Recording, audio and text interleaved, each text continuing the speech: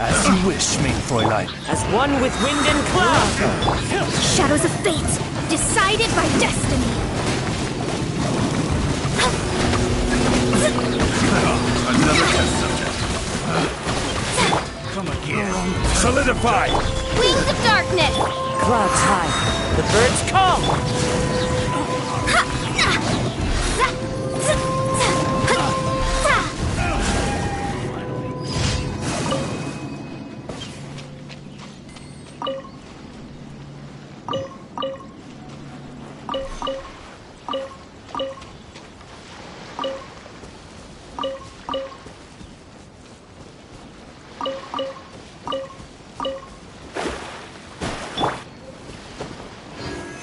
Stabilize!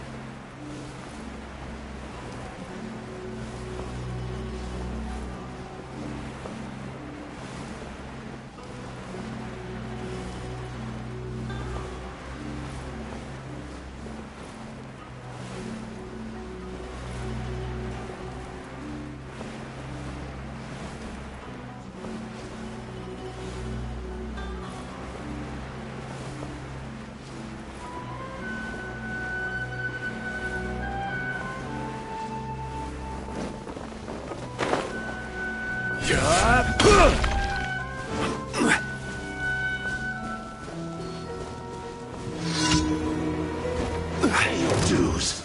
Gather! Here comes. By royal decree. Into the wind. Delved into destiny. Fate is upon you. No rest for the wicked. Stabilize! Midnight Phantasma. One with nature. Shadows of fate.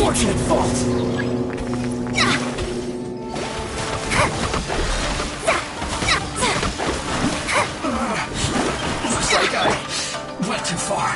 Gather! All reveal. Fallen leaves. Adorn my night. Delve into destiny. I guess this is it.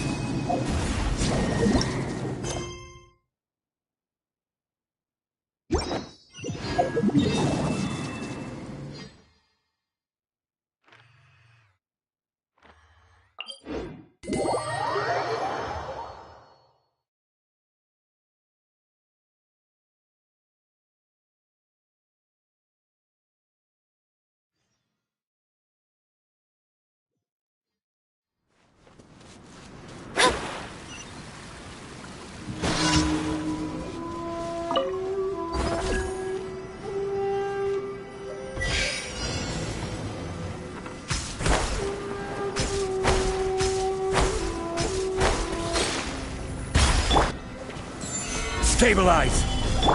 By royal Let me scry.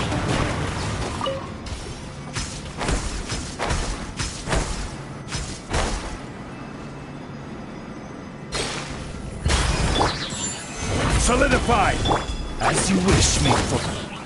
Into the wind.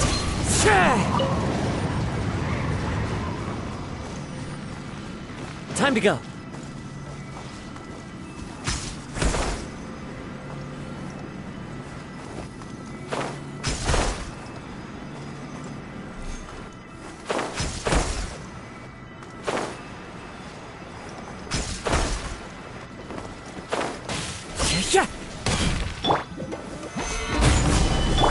Odds revealed.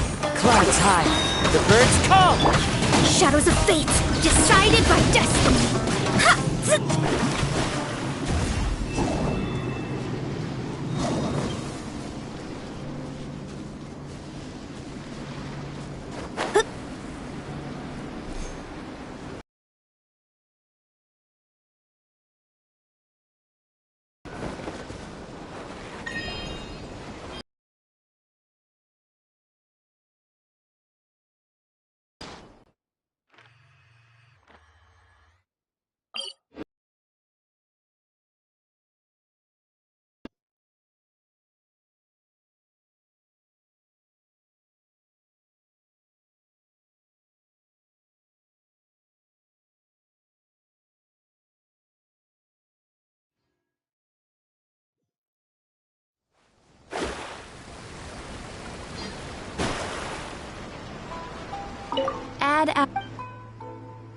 Thank you for complete.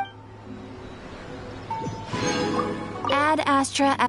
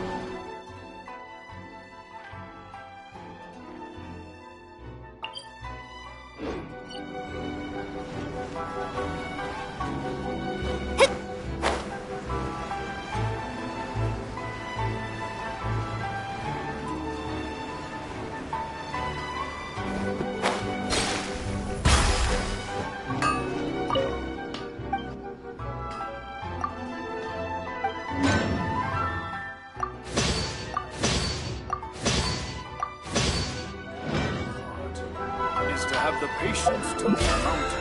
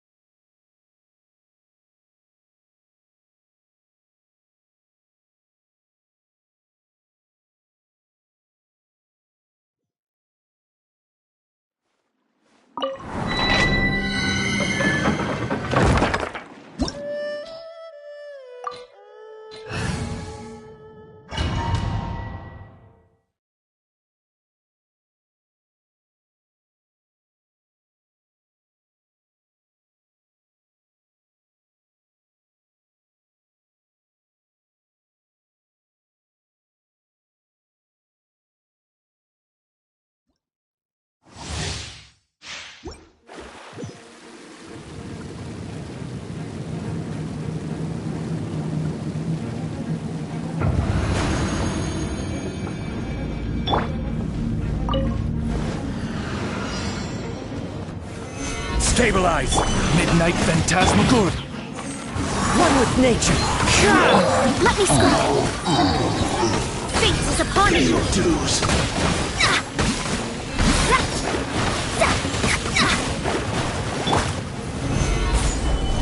Midnight Phantasm! Fallen leaves, adorn my night! Shadows of fate!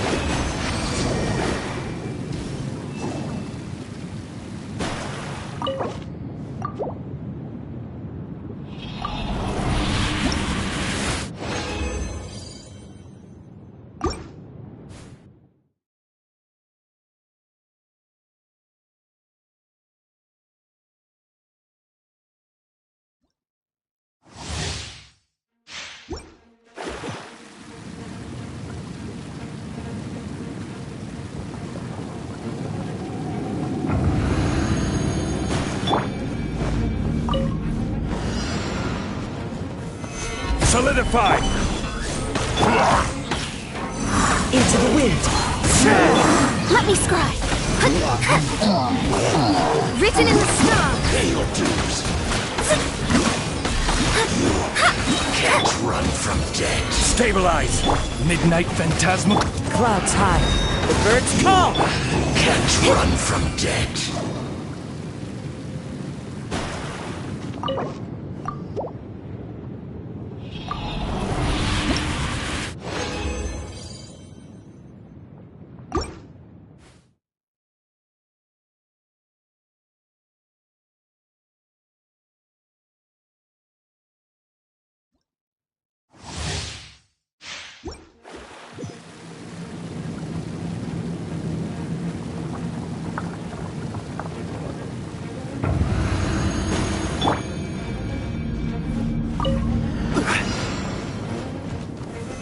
Solidify! By royal decree. The wind knows it.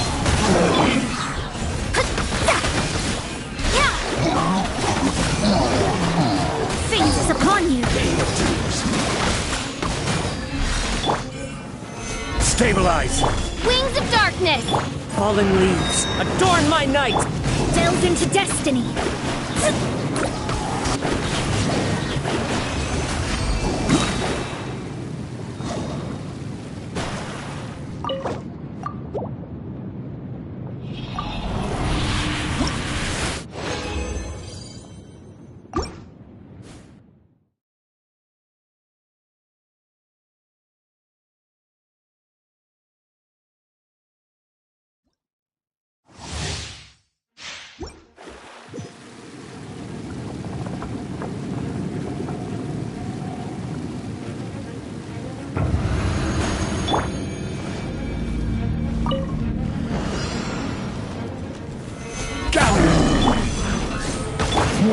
Into the wind! Shadows of fate.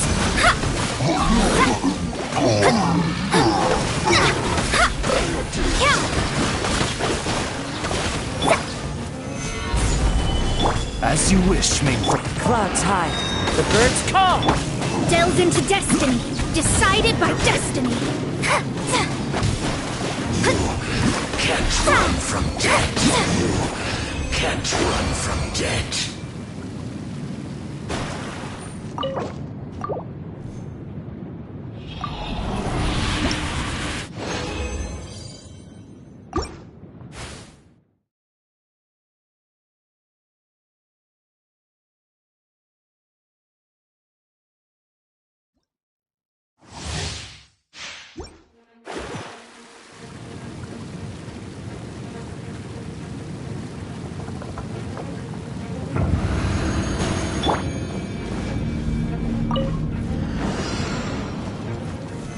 Stabilize!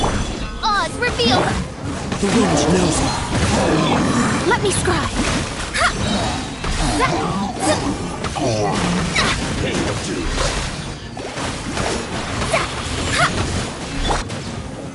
Solidify! Wings of darkness! Fallen leaves, adorn my night! Shadows of fate! Fate is upon you! Hut! Yeah! Zit! Hit! Ha! Zap! Hut! Zap! Zit! Gather! By royal decree! One with nature.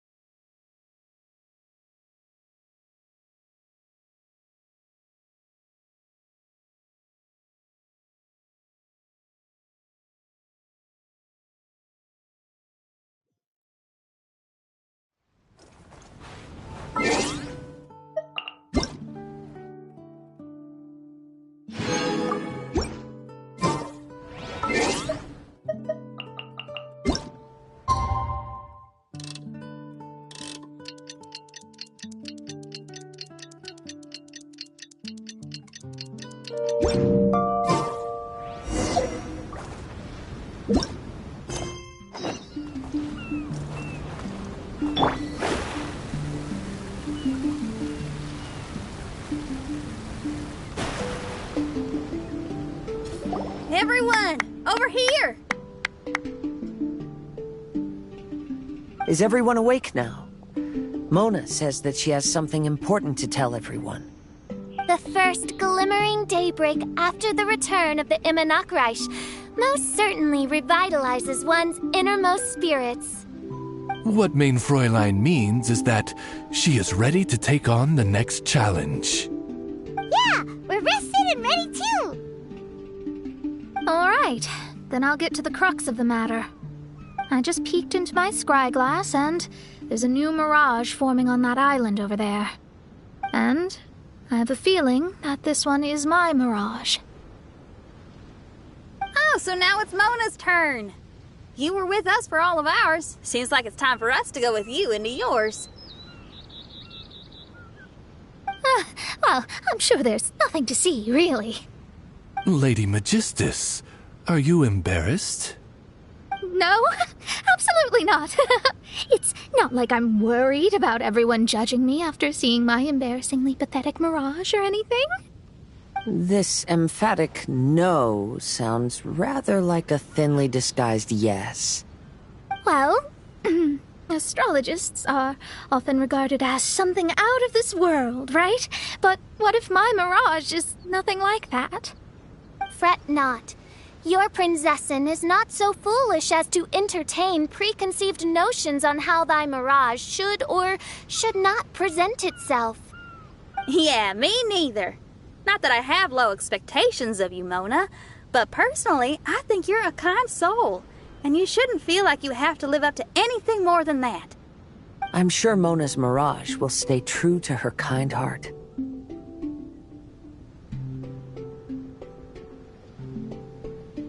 Yeah, and it's not like we're going in there just to do some sightseeing.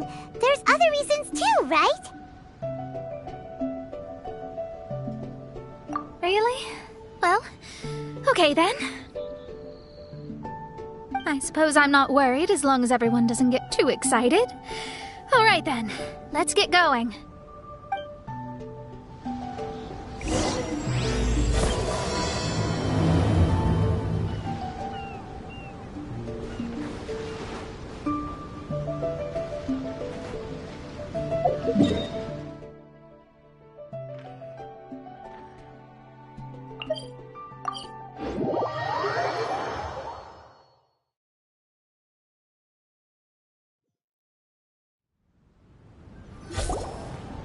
According to my scryglass, we've arrived at the Mirage.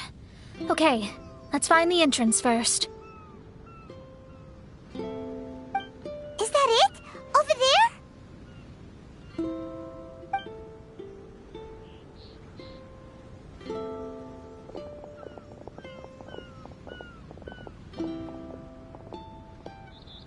Huh. This looks like some kind of pool.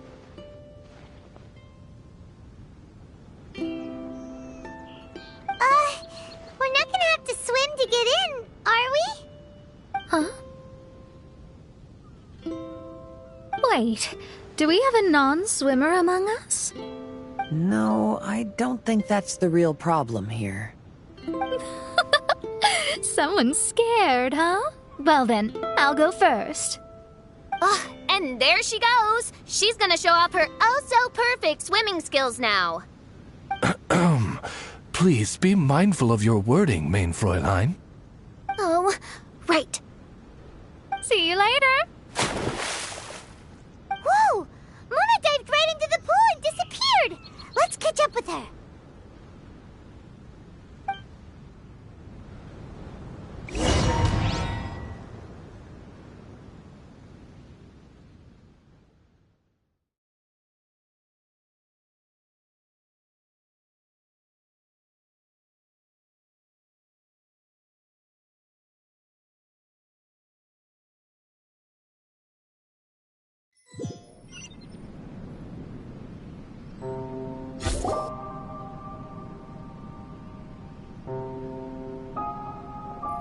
What a spectacular structure. Wow. I've never seen anything like this. Hey, Mona, your mirage is amazing. Though it falls short of the glorious Immunakreich, one must admit that it is an impressive realm nonetheless, Lady Magistus. At least it's not showing me getting lectured by the old hag. Thank goodness. Well, what else would you expect of a genius astrologist's mirage? Okay, let's get started.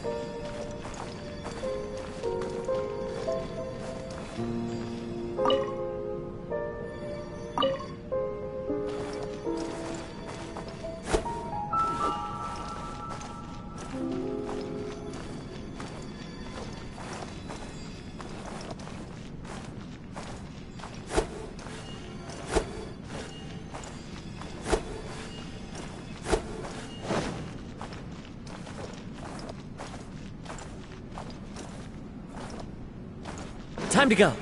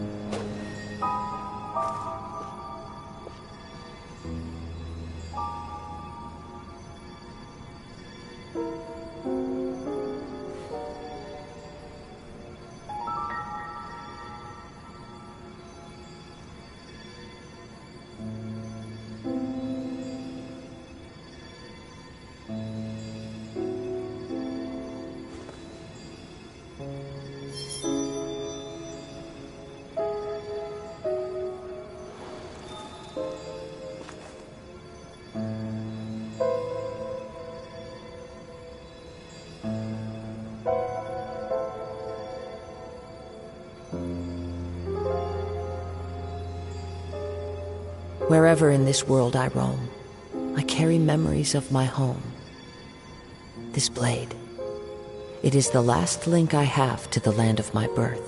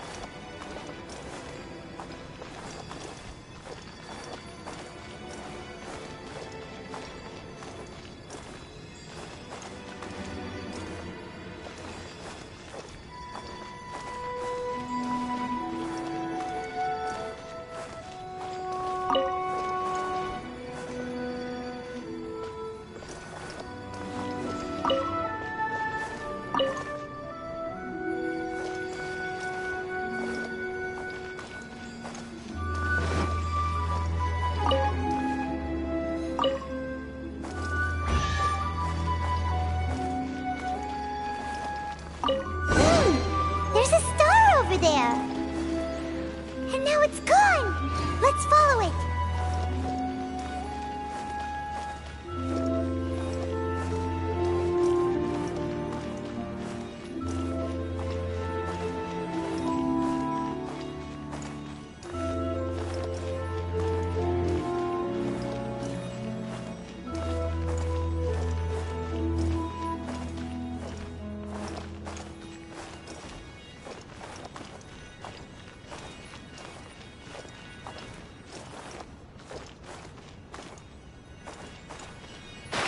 It's made its way inside.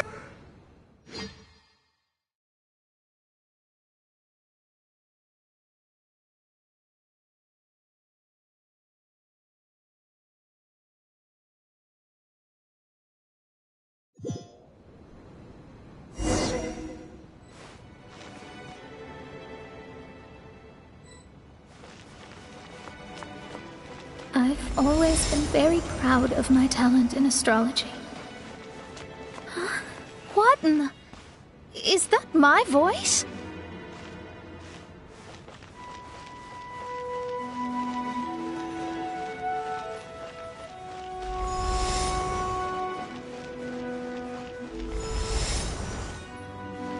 I believe that astrology is a valuable discipline and that it is capable of revealing the inner workings of this universe.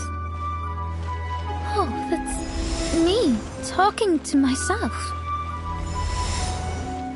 When people discovered I could perform divination, they began to bombard me with inquiries.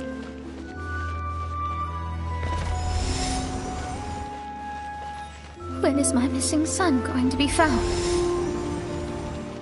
Do they love me or not? Will I ever recover?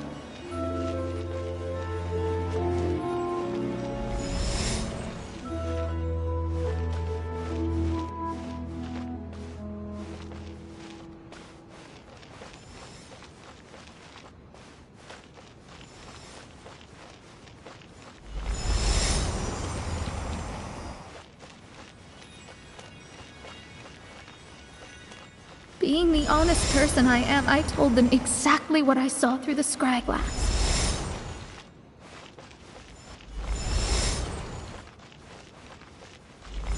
Though honesty may bring about resentment, I couldn't lie in the face of such a noble art. Astrology is a scam. That's insane. Can you please leave me alone now? I need some space.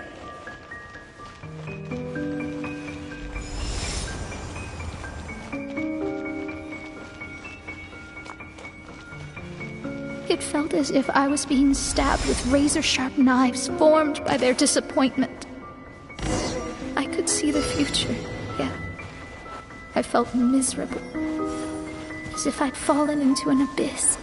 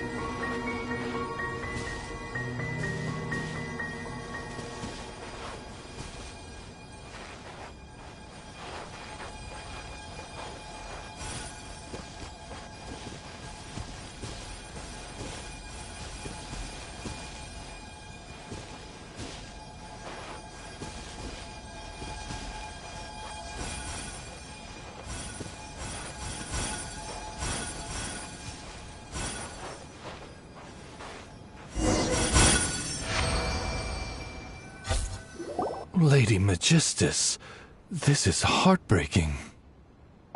Please don't try to comfort me. It'll only make me feel embarrassed. Come on, you don't need to pretend in front of us. You need a hug. Oh, no. That was really how I felt back when I first started out in astrology, but I've matured now. I'm no longer so easily swayed by random people's opinions. Who would have thought? Even Magistus, the court archmage, was not spared of vexatious times in her career. It must have been difficult to be misunderstood by others. I'm glad that you were able to move past that. Actually, there are many who have given up astrology due to similar circumstances. But I am a genius, so it's only fair that I'm able to accomplish what others cannot. It's pretty inspiring to hear you say all that in an amazing place like this. Yes, good. Keep going. Sorry to interrupt, but the door is that way.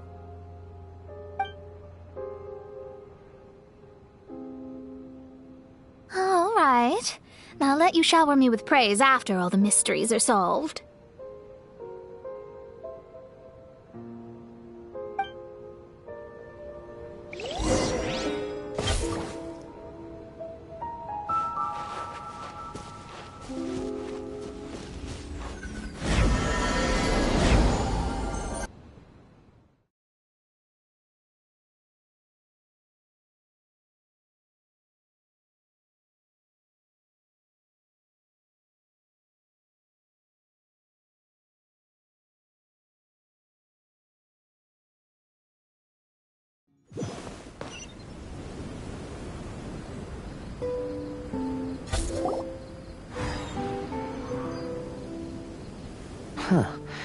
The surroundings appear to have changed.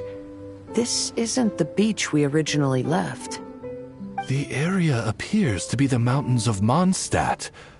Wait, have we been sent back to Mondstadt?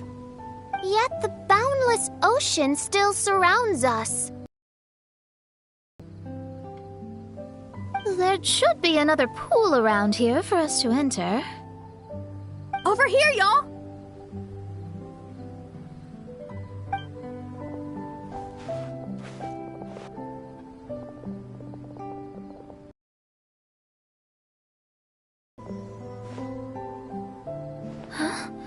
Why isn't it letting us enter?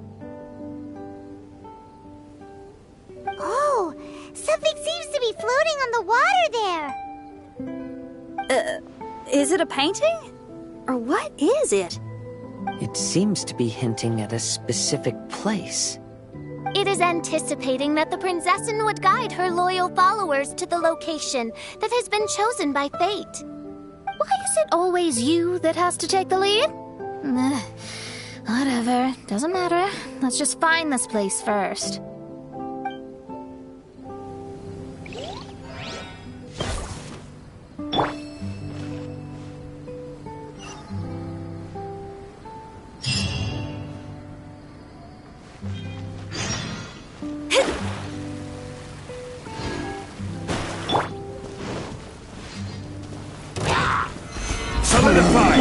Odds reveal! As one with wind and cloud! Let me scry!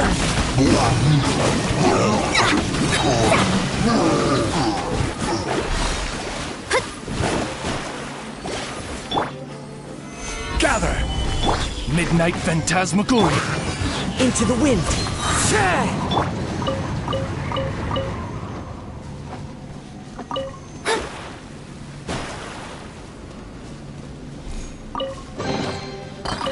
Finding treasure is pretty exhilarating.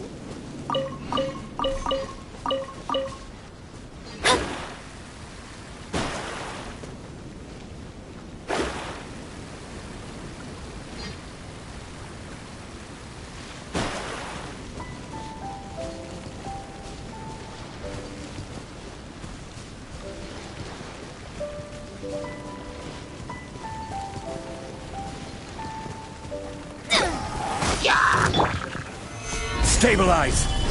Delve into destiny!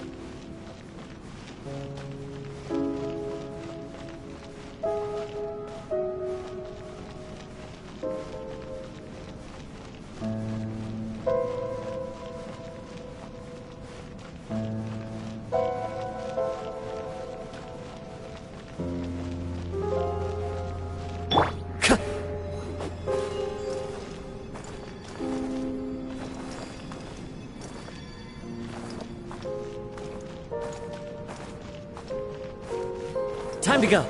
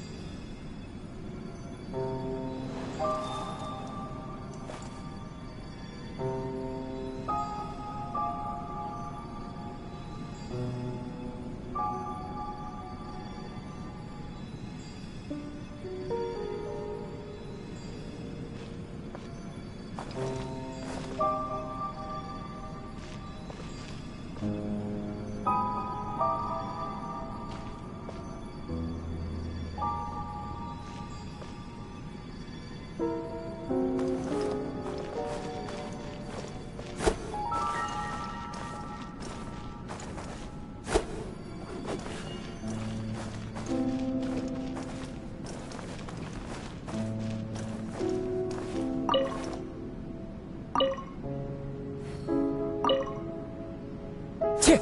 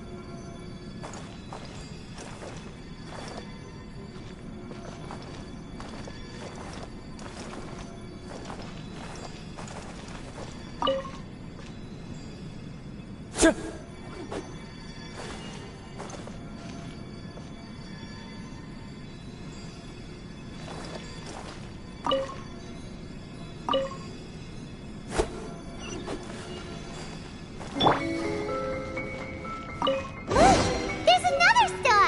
Let's follow it!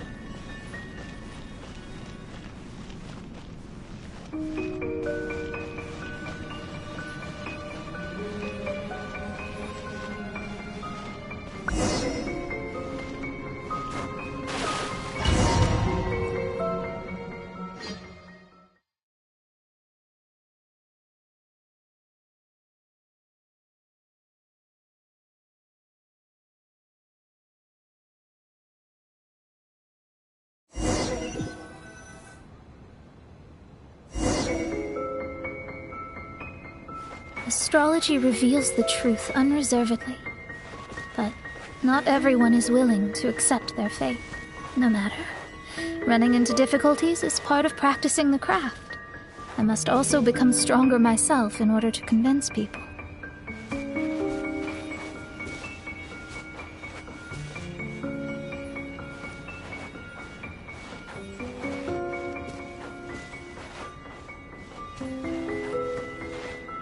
I once met an adventurer on a mountain who also happened to be picking fruits. He was even kind enough to share some with me, so in return, I agreed to perform a divination for him. The results were terrifying. I advised him to give up adventuring as soon as possible, otherwise he could meet his end within the next 2 years.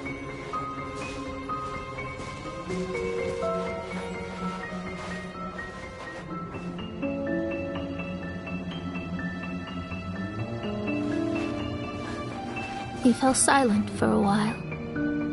Surprisingly, he didn't doubt the results of my divination like others had. But he looked quite perplexed. Even so, I have to keep going. Adventurers can't just give up in the face of hardship. With that, he picked up his pack and headed for the peak.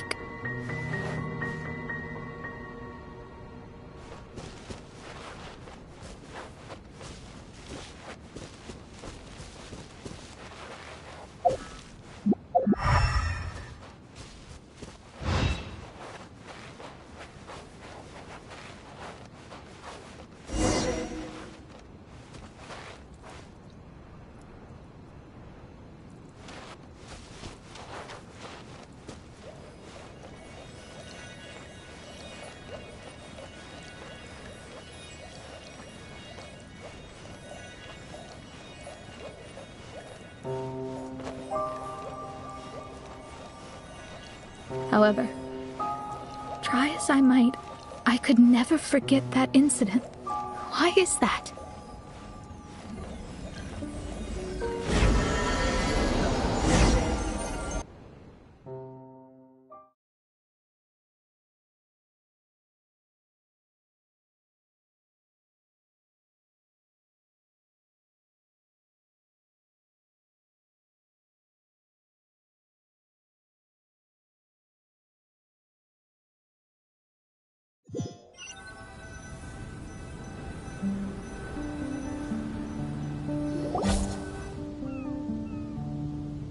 Oh, we're back again. So, Mona, is that adventurer dead now? That was the only time I ever saw him. And that was more than 3 years ago, which means he's no longer alive. But isn't there still a chance that he's alive? You know, like maybe you just made a mistake. You can't call it divination if you reject anything bad and believe the good unreservedly. That's just self-deception. Of course, casually performing divination for fun might be a different matter, but in my field of expertise, there's no room for lies. To contradict my own reading would be a blasphemy against astrology. Cruel, but truthful. Such is fate. I don't usually say things like this, but while we're on the topic, I really hope you don't confuse astrology with those fortune stick peddlers that you see along the streets. Astrology does not exist to please. We astrologists are here to verify and witness the truths of this world. Ugh. Which is why astrology is a disdained profession. It is a mighty art, but unfortunately one that annoys people nonetheless. Why dost thou protest so much, Lady Magistus? Thou seems not to be the sort with whom one would be loath to be associated. What Main Fräulein means is that she's glad to be friends with you. No, that's not exactly what I said. Whatever has gotten into you, Oz, you misinterpret my utterances with increasingly alarming frequency. Oh my, why could that be? Perhaps I have been concerned that Main Fräulein could offend her friends, and have been attempting to soften her words. Although you're the only astrologist I know, you've left an awesome impression on me. You're not annoying at all. Those who go snooping around for secrets, yet ignore whatever they don't want to hear, they're the ones who should reflect on themselves. Knowing your fate doesn't come cheap. If one could simply avoid fate with just a few words, no one would have to endure the pain of parting. Mona, don't take others' comments to heart. Follow your heart, and never forget what's right. Oh, I don't need comforting, thank you very much. I'm very tough, you know. Oh, well then,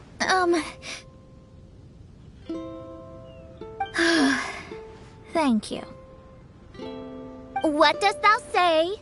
Speak up and offer your highest reverence and blessings to the prinzessin. Okay, Your Highness. Instead of making a scene, why don't you go collect the other fragments in the new location reflected by the pool? We can't enter the mirage without them. Main Fräulein, you are the only one with eyes sharp enough to locate the secrets. If that's the case, very well. I shall proceed to the beach. Let's go, Mona. Oh, okay. Coming!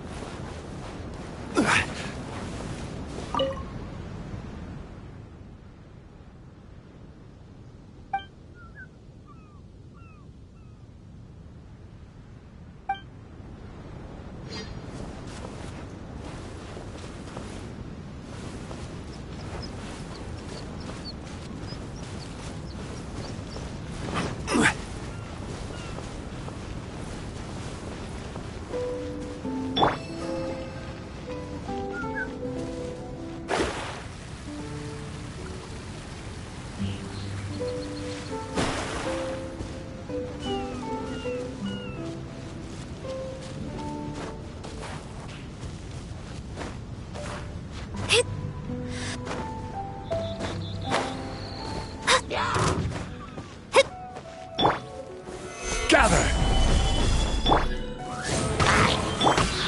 The wind knows me.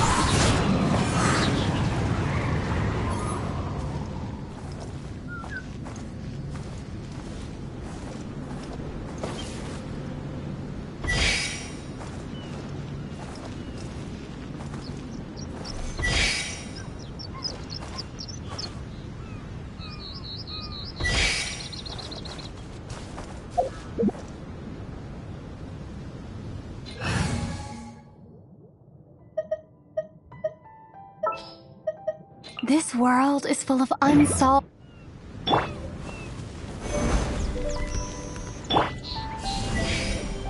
Starfall!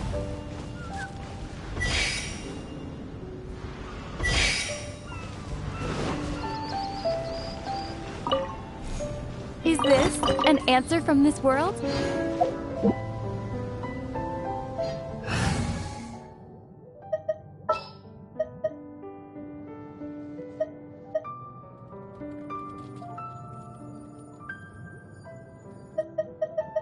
All right, let's head off.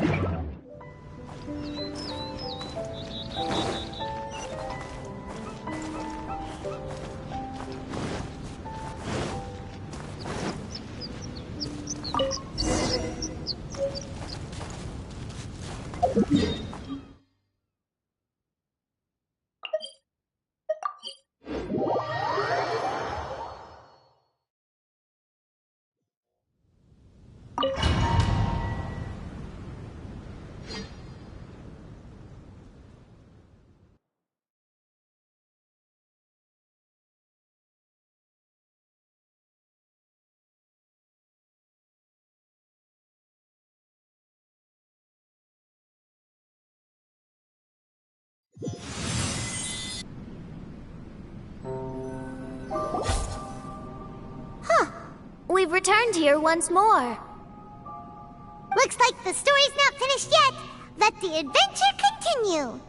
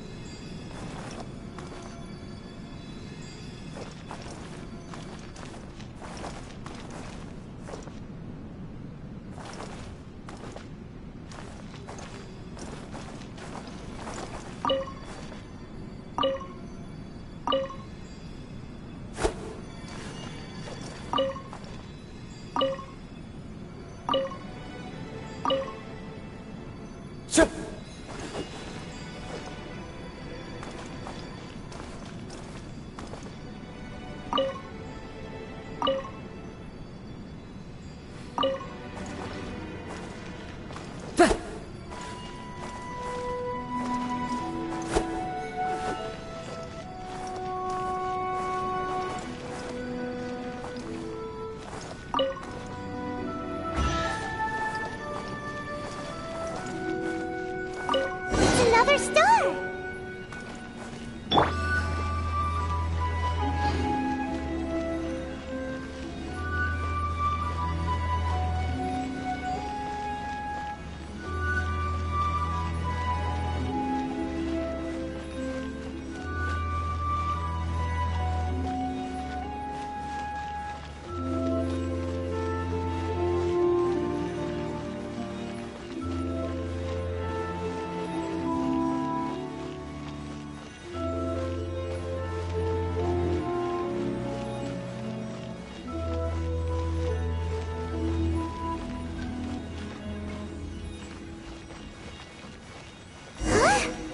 Stopped by the water, but didn't go in.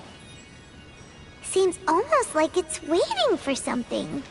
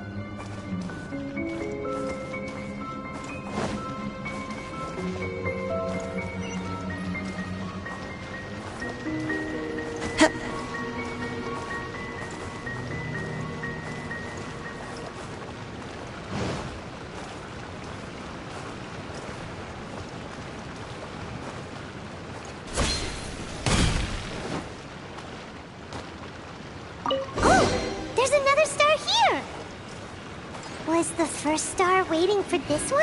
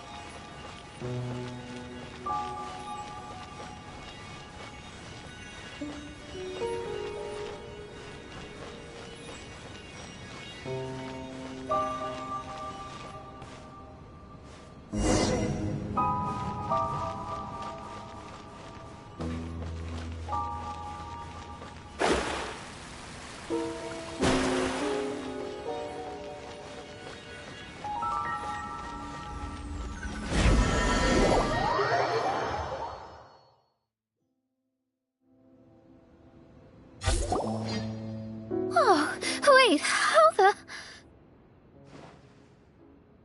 Another house in Mondstadt? What are we doing in my house? Your house? This is your house? My, how unexpected. I heard Lady Magistus lived a modest life, but this abode...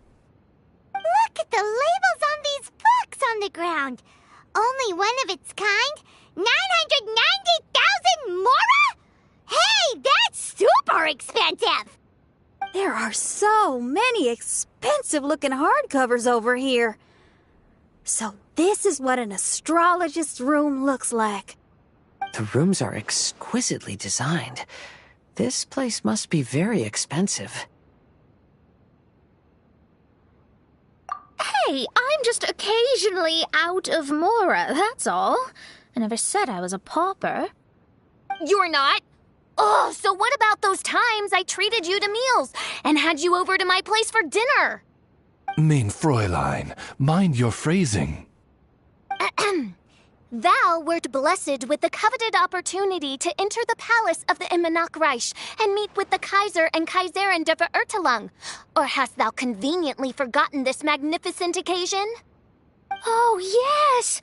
The stew and cold cuts your mother made were heavenly. I could go for some more of that right now. Lady Magistus, this is not the time for such things. Is that Mondstadt cuisine? I want to try some. I heard Mondstadt has lots of local delicacies, especially meat dishes.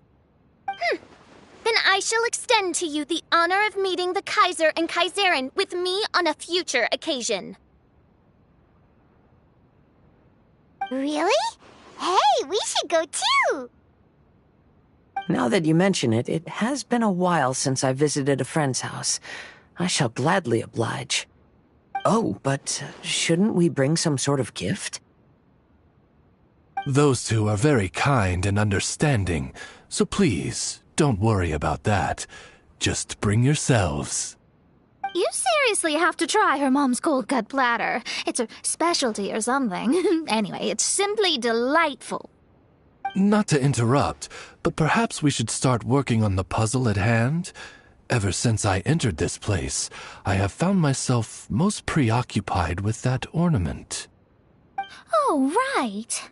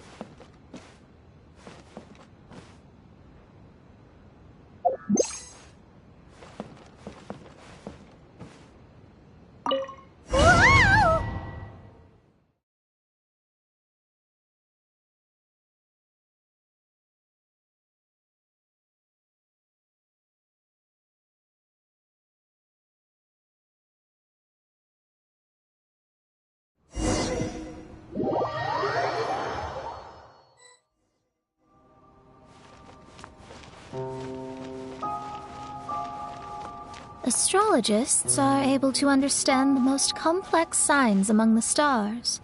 And because of this, we are not allowed to show any arrogance. If one believes that astrology grants them unlimited power, they will face banishment by the stars. In the past, I was ignorant enough to think that I understood all fates in the universe. Maybe it was some form of punishment. But I became lost. I couldn't see the stars any longer.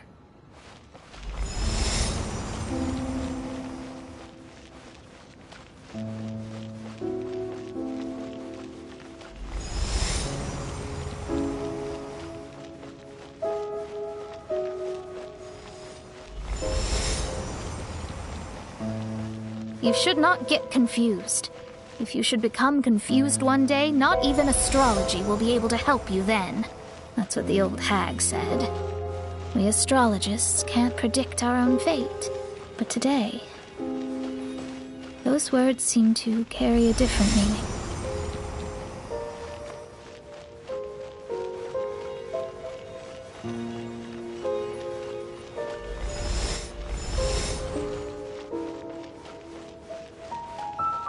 I understand now that people won't always follow a beacon's guiding light.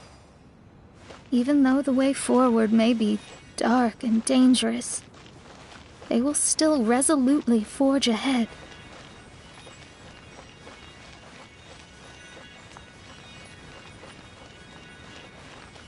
Fate is called such precisely because it cannot be altered or reversed.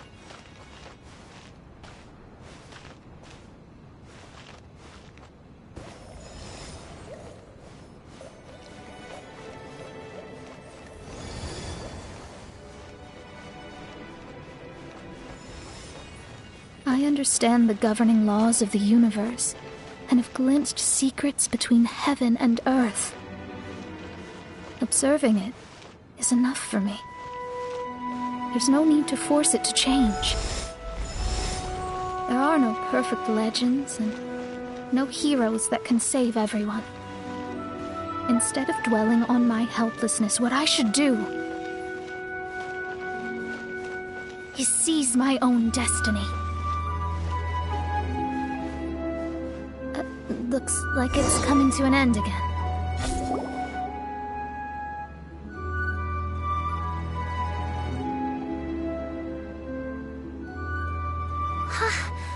What a magnificent view!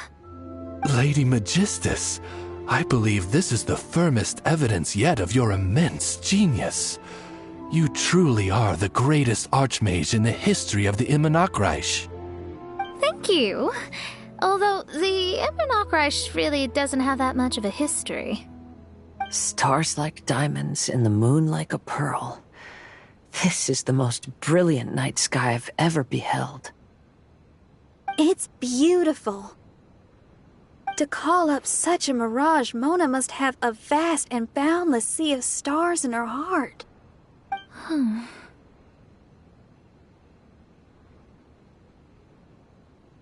Oh, I'm just thinking.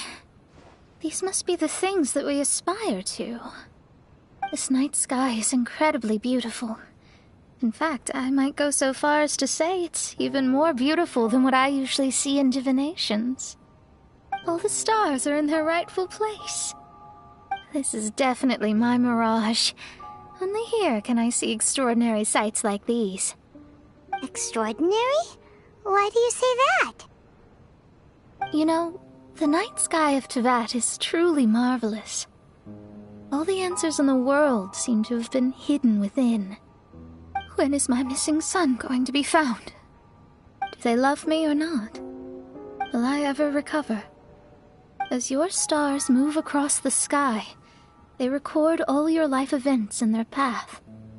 And among all the people in the world, a considerable number will see their stars deviate from their path. When your stars are on track, it means you will be healthy, happy, and at peace. Conversely, if your stars go off track, everything will get worse. The starry sky in my divinations would never look as perfect as this. Some stars would lose their way, and others would fall. I wish everyone could be happy and stay on track. To this end, I offer advice and tell the truth. I know it's useless. All fates are already revealed in the night sky, with mine too, just another among them. I can't change anything. Even so, outside of astrology, outside of the words of truth, I still cling to the wisp of an irrational fantasy. We must all live within the confines of reality, but call me presumptuous. But I still believe in miracles. In this vast sea of stars, there are stars for you, for me, for everybody. What are the chances of one star encountering another? Are these encounters not the most wonderful miracles in all of destiny? I don't know. But within Tevat, the stars in the sky will always have a place for us. Even if astrology is resolutely rational, fate remains arbitrary, cruel, but romantic.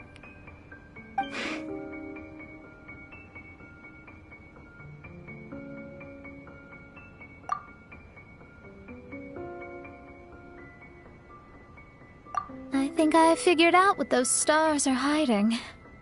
Now I will seize my own destiny.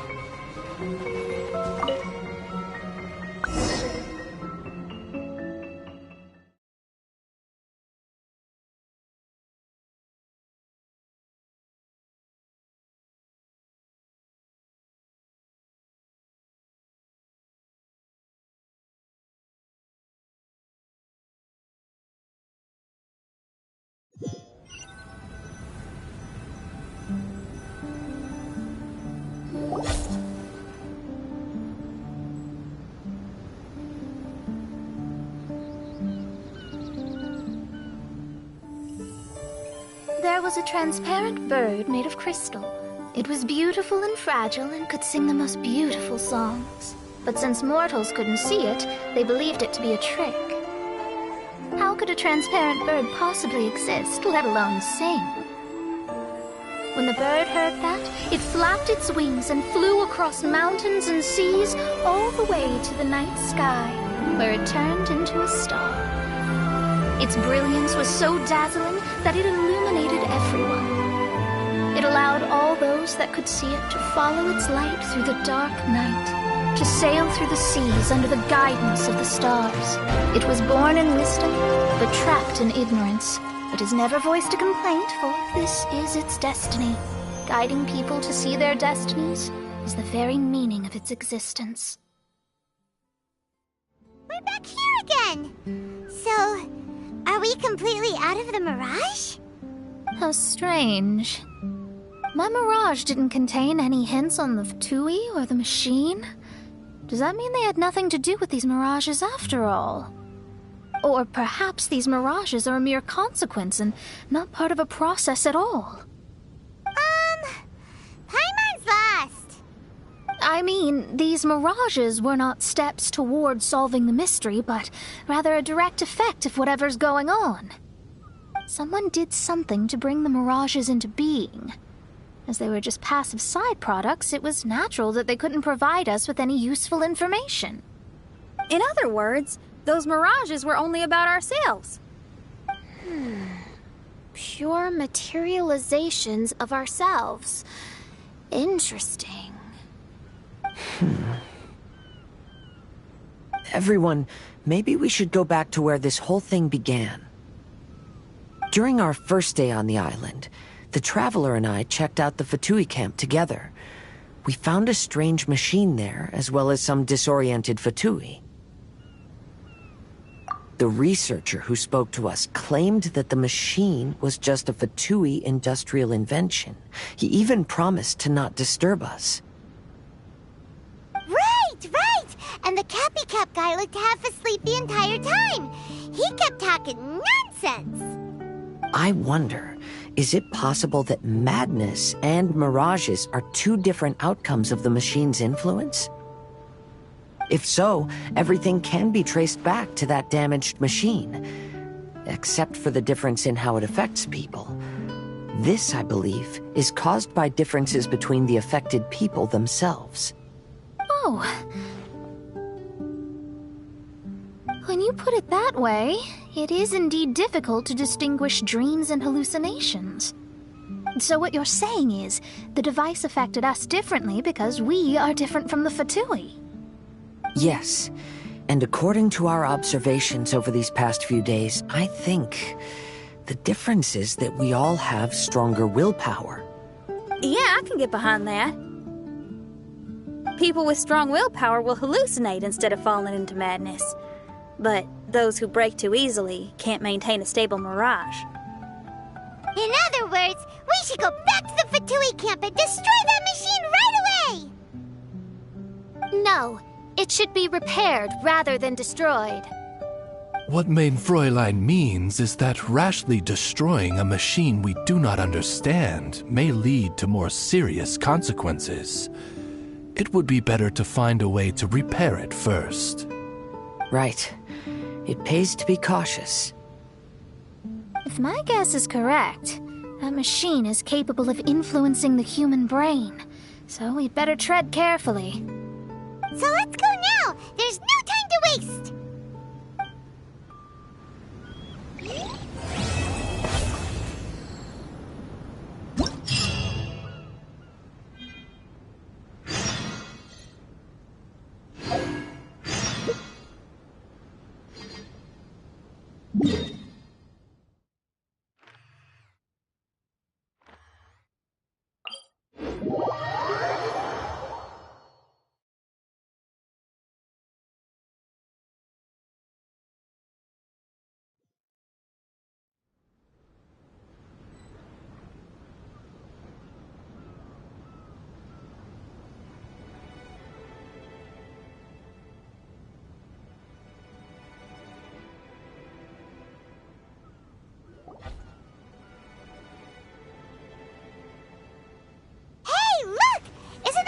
Guy we saw on our first day here?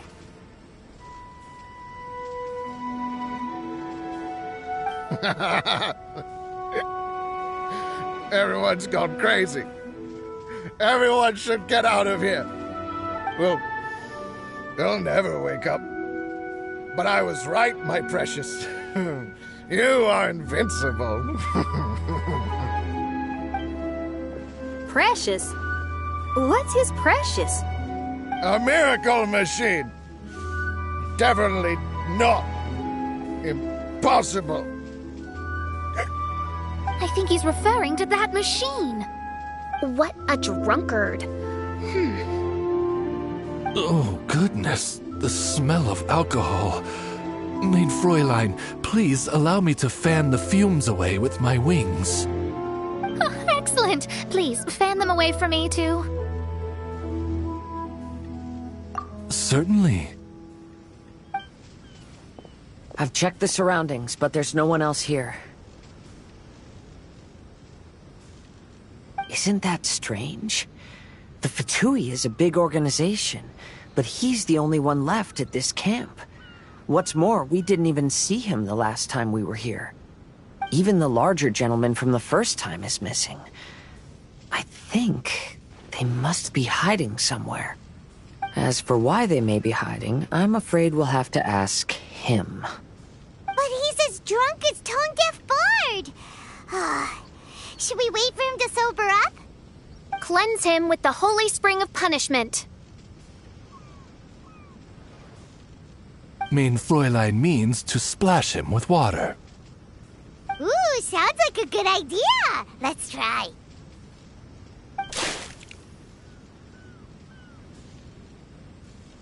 Hey, he opened his eyes! Huh? Hey, are you one of the Fatui? Can you tell us what happened here and what that machine is for? Fatui? Ha! Fatui! Those blockheads from the administration will regret it now! That's what you get for rejecting my research and forcing me to conduct my research on this deserted island. My precious! My precious! Why is he crying? Looks like he has a lot of pent-up emotions. You mocked me! And my precious invention. You don't know anything about the future. Only my invention can help us conquer the world. Idiots. Such idiots. Ow! Don't hit me.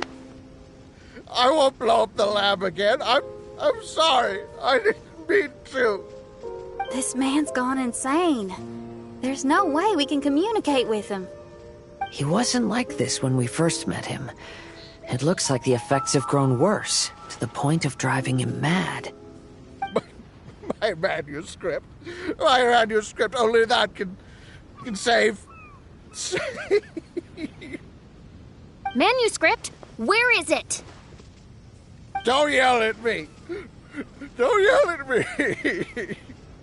Fischl, don't yell at him.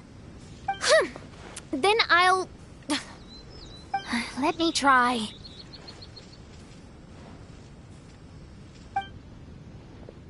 Kind sir, look at me. Now, tell me, where did you hide your manuscript? No! No, don't force me to write a report! Go away! He's completely lost in his own imagination. Allow me.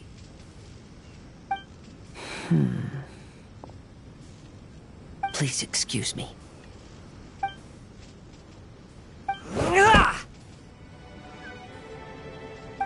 Oh! My butt! My brain is finally starting to work again. It's not a mushy mess anymore. Can you tell me where you put the manuscript? The manuscript. The manuscript is in the crack over there. Finally! Otherwise, I was gonna have to blast some of my loudest rock and roll in his ears. Kazuha hesitated for a long time before making a move. He's so nice. Everyone, let's search the stone cracks nearby for the manuscript.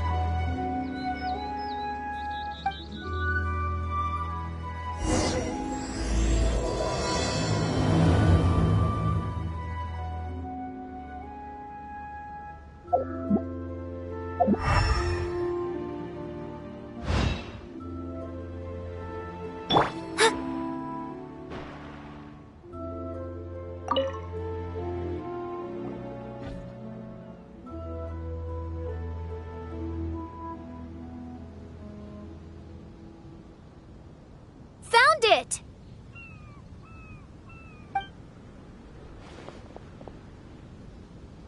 Congratulations! We found the key to solving the problem. Let me see.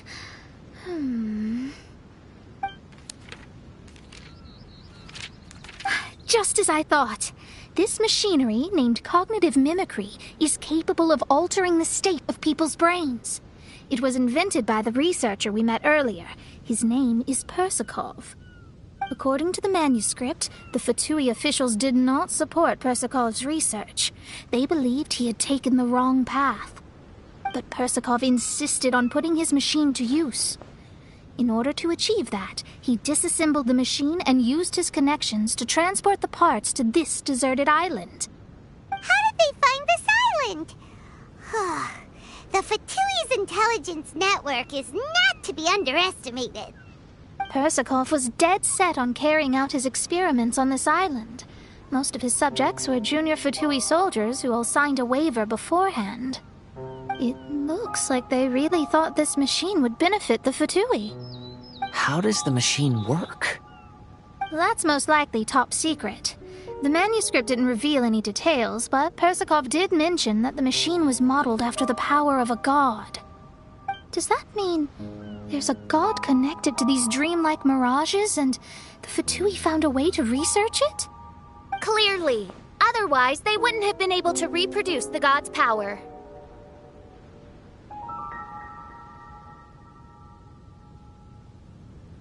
Anyway, Persakov's experiment did not go as planned. The machine broke down just days after it was activated. They tried to fix it, but the technologically illiterate Fatui soldiers completely ruined the machine. Even its most important component of all, the crystalline cores, got ejected and disappeared. A testament to the importance of maintenance in all aspects of life. I believe we can all learn something from this. Persakov may be a mad scientist, but he didn't want to see his subordinates suffer. Besides, if he didn't solve the problem, he would end up going insane as well. As a last resort, Persakov went out on his own to look for the cores. But he was just a sickly researcher, unfit for the task. He had to give up. Then, Persakov went searching for the soldiers who had gone mad and strayed from the group, and took them to a hidden cave. I think that was where they were at the day we arrived on this island. Persakov was taking a strong Fatui soldier somewhere. Yes, it took Persakov all of his strength to get all the missing soldiers into the cave. He tried to snap them out of it with music and poetry, but nothing worked. We came here once, but there was no one around. Come to think of it, that must have been the day Persakov was busy gathering the soldiers into the cave. There's good news and bad news written on the last few pages. The good news is, Persakov managed to figure out the location of the crystalline cores by piecing together the snippets of information he could get from the delirious soldiers. The bad news is Persakov failed to revive them and eventually succumbed to the device's influence himself. The last few pages of the manuscript are just unintelligible drunken scribbles. It appears that the responsibility for this issue now falls to my retainers and I. There's a map in the manuscript. The markings should indicate the locations of the crystalline cores.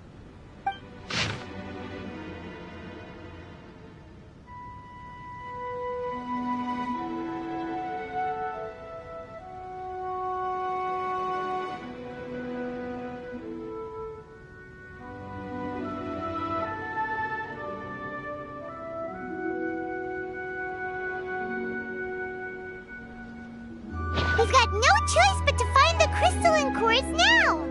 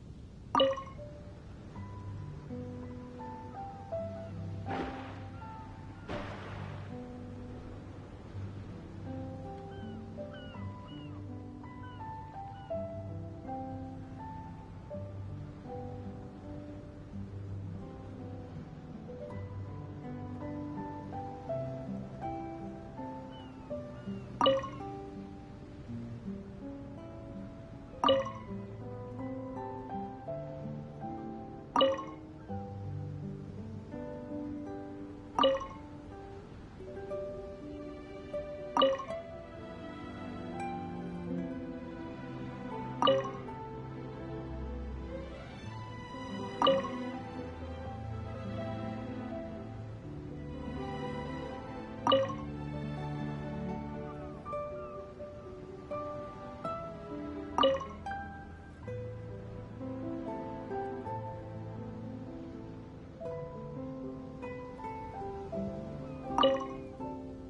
should be one of the crystalline cores mentioned in the manuscript.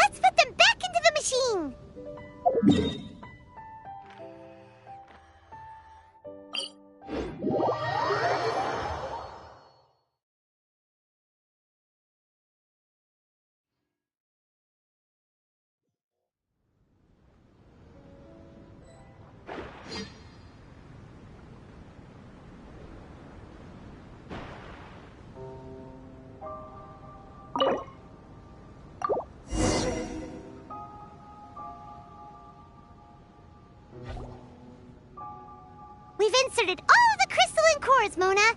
Is that all we needed to do? I think so. That's what the manuscript says, anyway.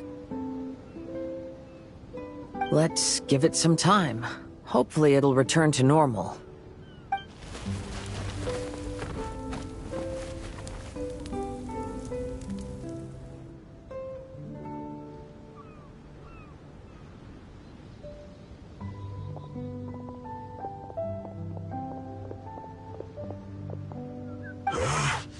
Someone's in our camp. Hey, who are you people? Hold on. Look at the machine. Is it fixed? What? But Mr. Persikov is still lying on the ground over there. We're the ones who fixed the machine! Yeah, you're welcome! We could have had a nice, relaxing vacation if all of this hadn't ended up occupying so much of our time.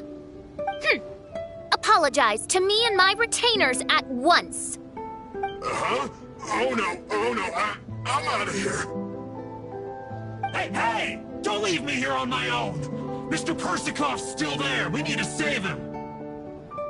Those two definitely seem a little more lucid now. It looks like we succeeded. Yay! Let's get out of here then!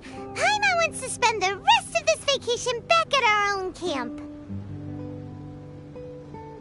Yeah, but it feels like our camp now. Kinda like our temporary home. Then perhaps we should call it the Embassy of the Imanakreich and Dodoland. Huh? No! That's too many words! Paimon would prefer something easy to remember. Come on, let's go home now.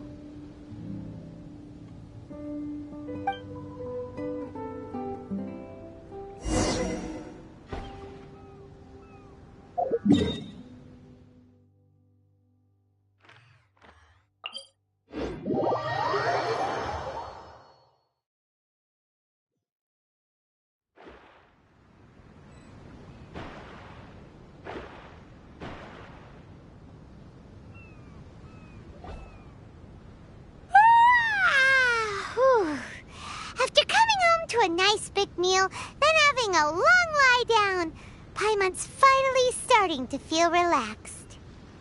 Is the hospitality of the Imanakreich to thy liking? Paimon's loving it. Wonderful. Main Fräulein invited you all here not only to witness the arrival of our Holy Land, but most importantly, she wished that you could all relax and enjoy the summer. Great. Well, I've come to the right place. I love it here. May this place become an eternal paradise. Main Fräulein says she hopes to go on more adventures with you here in the future. Of course. And you should come find me in Liyue when you get the time. I'll show you around. Oh, also, my friend runs the best restaurant in Liyue. I'm sure you'll love it. If you're into opera, you should go see Yunjin. She's the nicest person, and she likes making friends with new and interesting people. I'm sure the two of you will have plenty to talk about with your shared passion for theatrics. Oh? If Lady Xinyan speaks so highly of it, then I must entertain the idea. Traveler, I have a suggestion. There's a snack called roasted lavender melon in Inazuma, which goes rather well with fish. Why don't we roast some fruit and seafood for dinner tonight?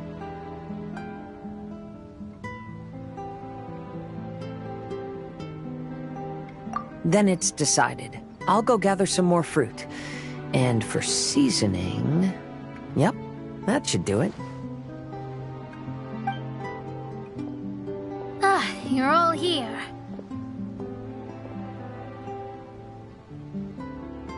I've noticed an issue. Although we've fixed the machine, as you can see, the mirages on the islands have still not disappeared. I've noticed that too.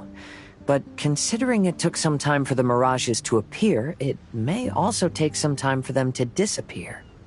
Yes, that's definitely possible. In other news, my scryglass seems to be working fine now. The divination results are also looking about right. Although there are some parts in the results that I don't quite understand. It's as if there is some sort of power surrounding us, and it's still watching us. Do you think it's caused by the machine? Or perhaps Persikov? Sorry, I'm also not sure. All I know is that the power is not hostile at the moment. Whatever it is, it doesn't seem to harbor any ill will toward us.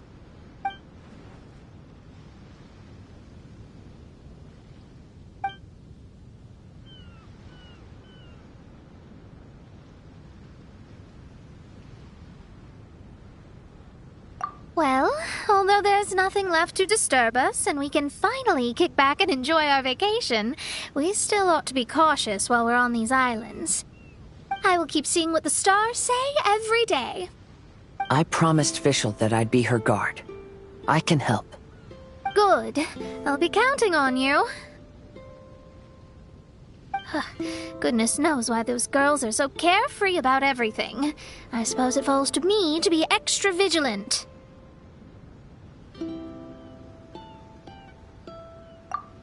Oh, coming.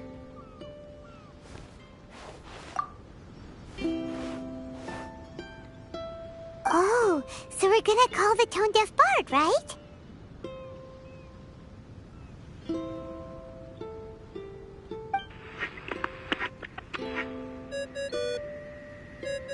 Well, hello there, strangers. You finally called. I thought you were having so much fun that you'd completely forgotten about me. Nope. Oh, tone-deaf bard, a whole bunch of really strange things happened.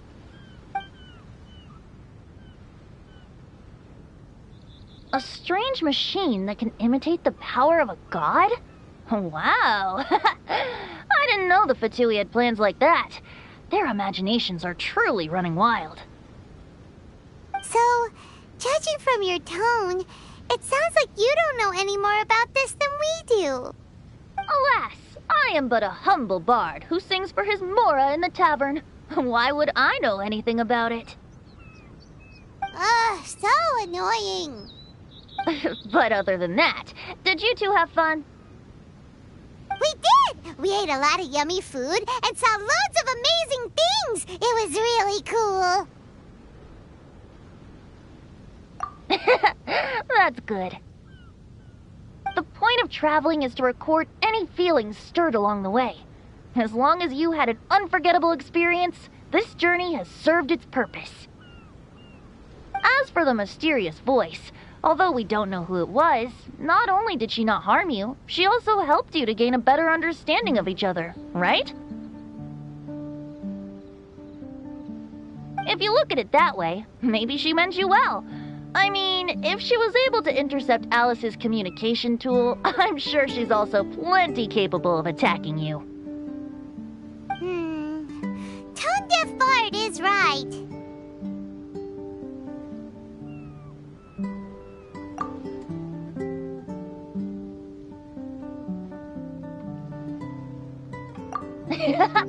I'm glad to bring you some peace of mind. Just enjoy your vacation to the fullest, and don't forget to tell me all about the marvelous mirages when you get back. I want to record all these beautiful memories and turn them into ballads. Every summer will become an unforgettable song. Then I'll just wait for your return. Happy vacationing! If tone-deaf bard thinks it's okay, then maybe there's nothing to worry about. After all, tone-deaf bard is still a god. We should probably trust him. Let's head back. We don't want to keep everyone waiting. Hold on. Didn't Fischl say earlier that she's going to catch some crabs? Oh, Paimon wants to go too! Now you have solved the mystery. Doesn't it make you feel happy? Satisfied?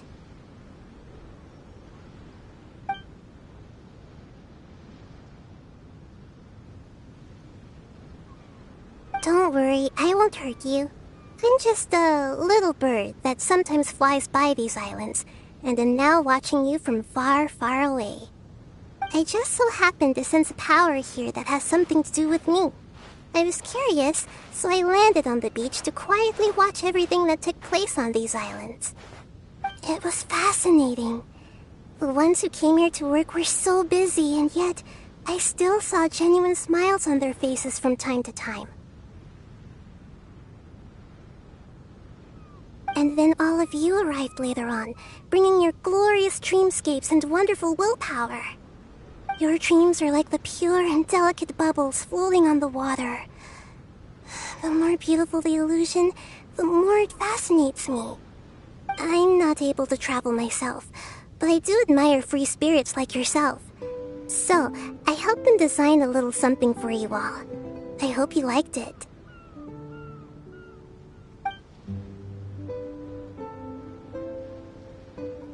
As I said, I don't have an agenda. I'm just a little bird. I stopped here to admire your lives, joys, sorrows, and all. You are a special person with a unique and brilliant glow. I decided to communicate with you in this way because I'm really curious about you. There's no need to wonder about my name. Maybe one day in the future, we will meet in another place.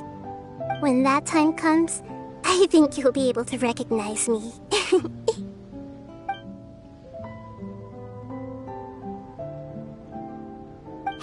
what are you doing? The crabs don't catch themselves!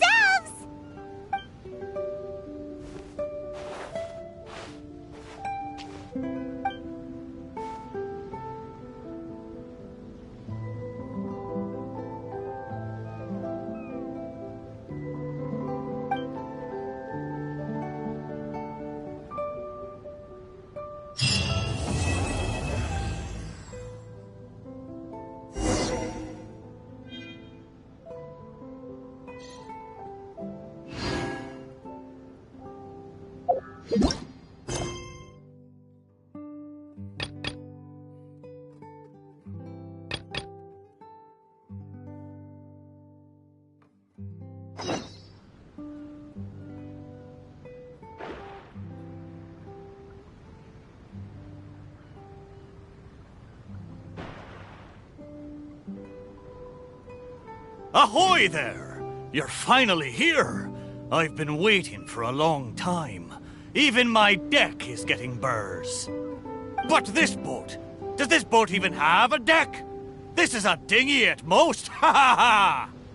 Who would have thought that I, the notorious pirate ship commanded by Akko Domeki, would one day end up like this? So, you're a big pirate ship? But who's Akko Domeki? What? You don't even know who Akko Domeki is?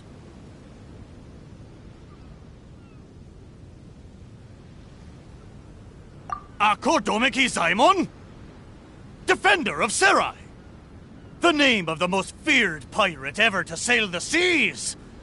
Oh, who would have thought? Nope, the name doesn't ring a bell. All right, Mitaboru, you told us to come here, so tell us, what is this all about? It feels so weird being called that all of a sudden.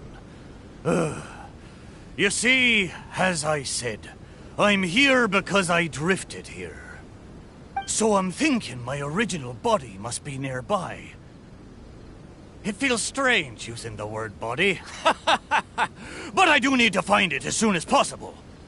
I've lost track of how long I've been sleeping here, but I'm certain my companions will still be waiting for me. I need to find my body, get shipshape, and return to them as soon as possible. Right! Aye, but I can't make it there on my own. After all, a talking ship is just a ship. It still needs someone at the wheel. Let's make a deal. You help me find my body, and I will help you find treasure in return. Treasure? I'm a pirate ship after all. Call it a pirate ship's intuition, or some kind of sixth sense. Either way, the moment I woke up, I could sense that this area is filled with valuable treasures. You have my word. A pirate ship always finds its treasure. Or may I be blighted with barnacles. What say ye, me hearties? Do we have an accord? Let's help Mitaboru. If he finds his body and we get treasure in return, everybody wins!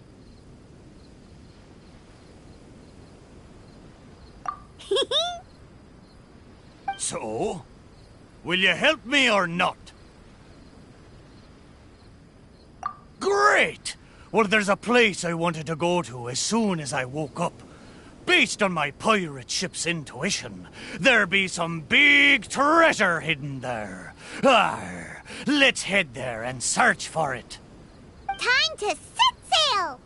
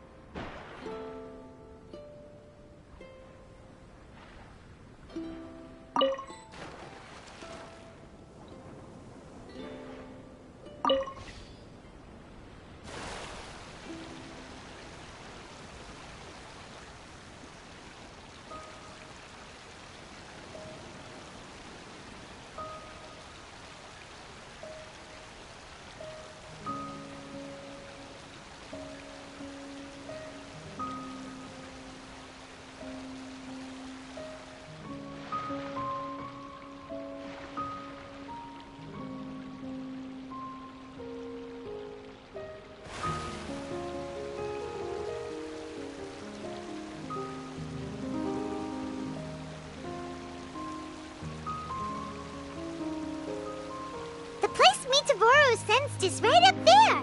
Okay, let's go check it out.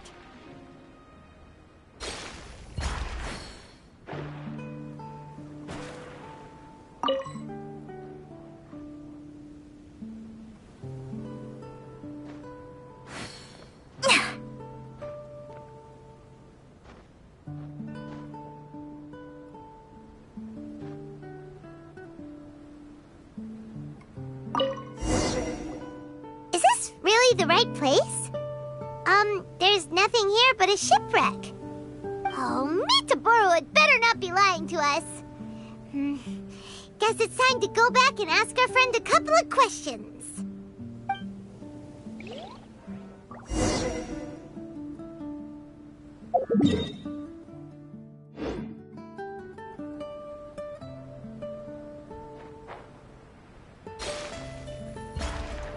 How did it go?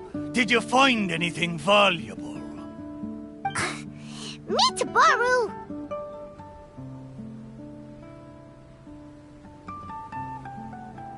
There's nothing on this island except for a shipwreck.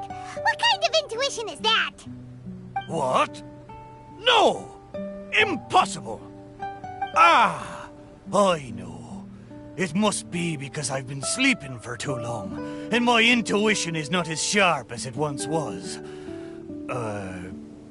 As the saying goes, nobody's perfect, and certainly no boat's perfect either, right? Cut me a little slack, huh? The next place will be the one. I'm sure the next place will be full of treasure. It better be. No more playing tricks on us this time. You have my word. But, the next place is a little far away, and I'm not sure of the precise location. All I know is that it's somewhere northwest of here. But there are so many islands in the northwest. Oh, you gotta give us a little more than that! Wait a minute. If you mean one of the larger islands, there are only 2 of them in the Northwest.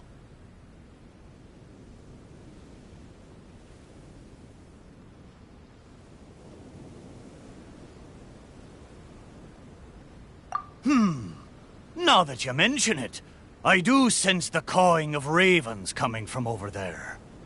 But not just the sound of ravens, no. There be music as well. To be precise, the cawing is coming from the east, and the music is coming from the southwest. So, you're hearing 2 sounds? Where could this darn treasure be? But where can you hear the sounds from both islands at the same time? Oh, you're right! Yep, that's exactly what Paimon was thinking too.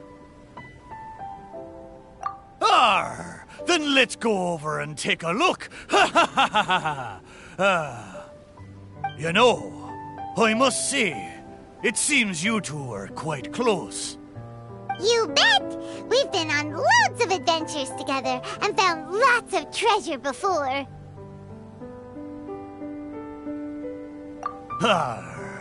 If only I'd been able to speak back when we were sailing on the sea, then maybe I would have been able to communicate with my companions just like you two. You seem to have so much fun together. I'm a little jealous. All right. Time to find the center location of these 2 big islands.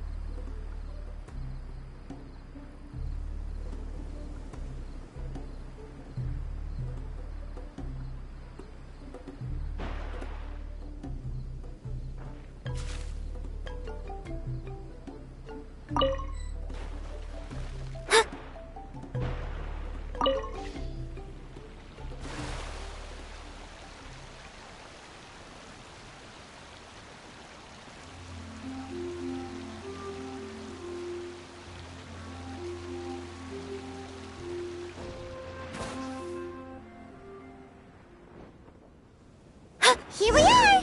This is right in between both islands. There better be some treasure this time!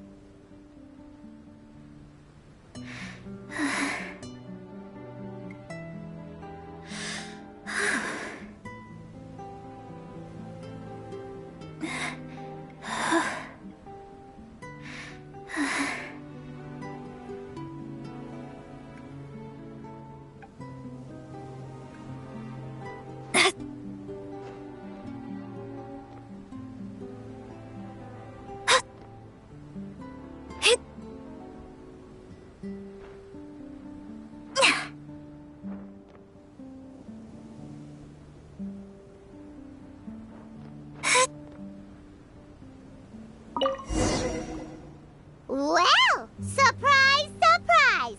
There's nothing here either except yet another shipwreck. Well, half a shipwreck anyway. Was there no treasure this whole time? Oh. But wait. Both times Mitaboru thought he was sensing treasure, it turned out to be shipwrecks. Does that Maybe this is his body?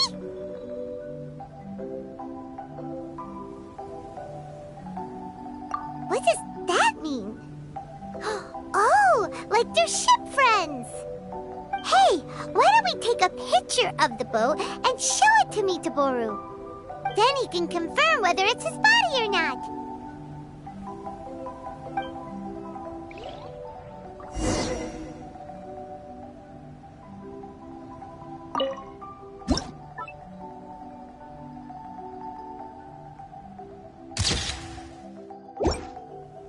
We have the pictures.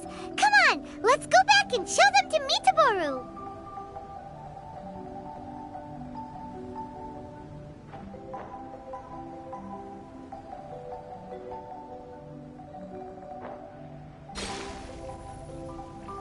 Mitaboru! There you are! How did it go? Did you find something? Let me guess. You found a huge... Oh, a huge load of nothing. Oh, I dropped the cannonball again, didn't I? Same as last time. Just another shipwreck. Maybe they're parts of your body. We took pictures of them. Take a look. Is this a painting? I didn't know you two could paint so well. Just look at the detail. Down to the smallest blade of grass. It's just like the real thing. We didn't paint this.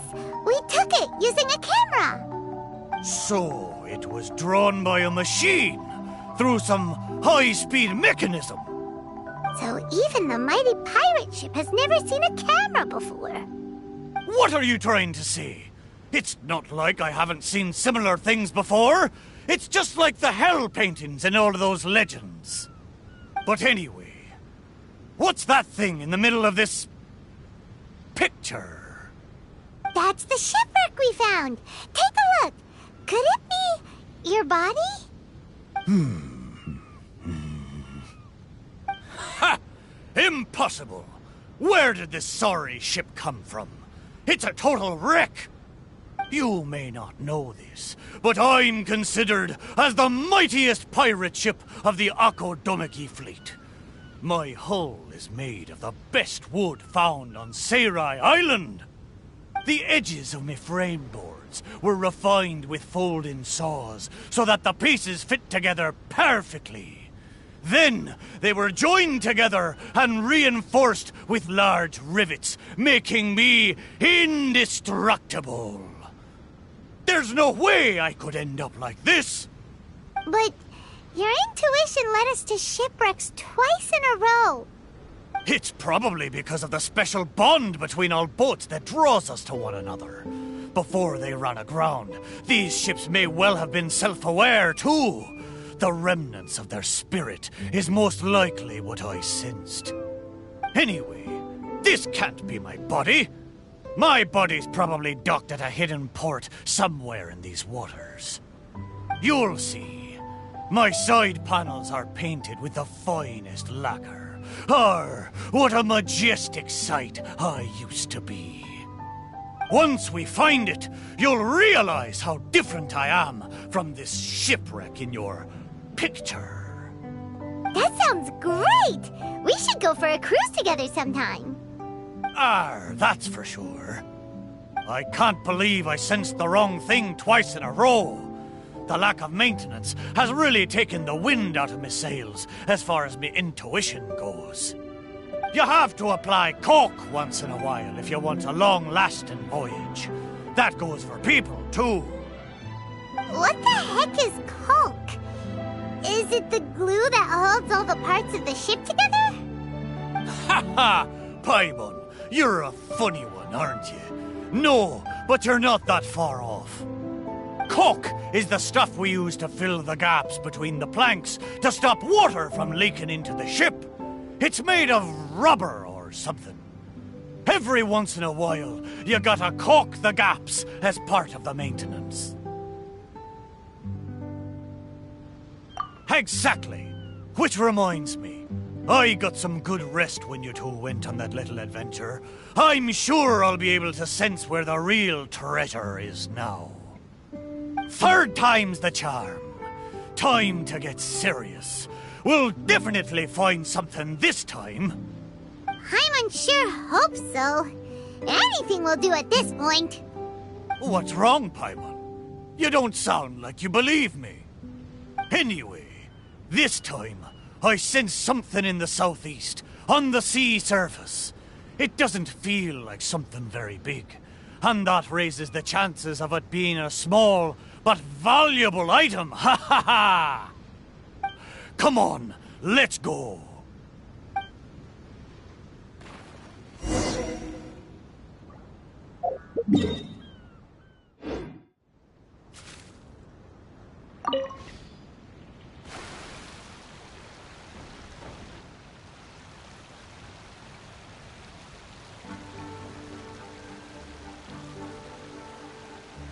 Mitaboru felt like it should be somewhere around here. Could it be this reef? It looks kinda small. But let's go check it out anyway.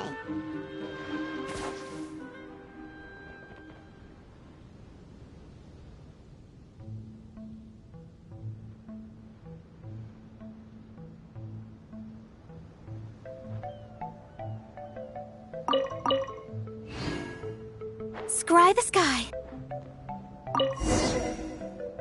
Surely you found something this time. Have I finally convinced you of this mighty pirate ship's razor-sharp treasure hunting senses? All there was a bird's nest. So, yeah, technically there were a couple of eggs, but that was all. Oh. Just the two, you say? Really? So this is the valuable treasure you were talking about? Paimon, you may not be aware, but the mightier the pirate ship, the longer its voyage at sea, you see. Eventually, the only food available on board is dry fish. At times like this, a couple of bird eggs on a reef nearby can easily become the most valuable treasure to a crew. Mitaboru! Okay, fine. But how the heck did I end up sensing eggs? How strange. I swear I sense something. But there's nothing else on the reef! Could it be these two planks? Seems like they were used as a shelter. Paimon wonders where they came from.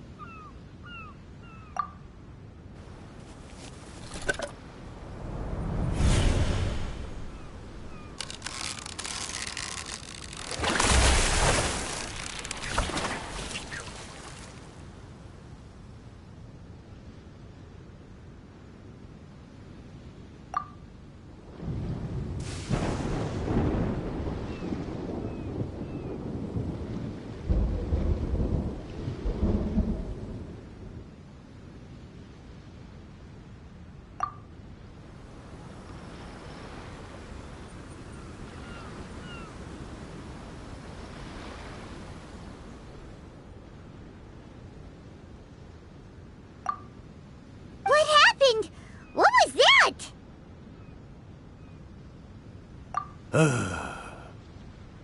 I know where this plank comes from.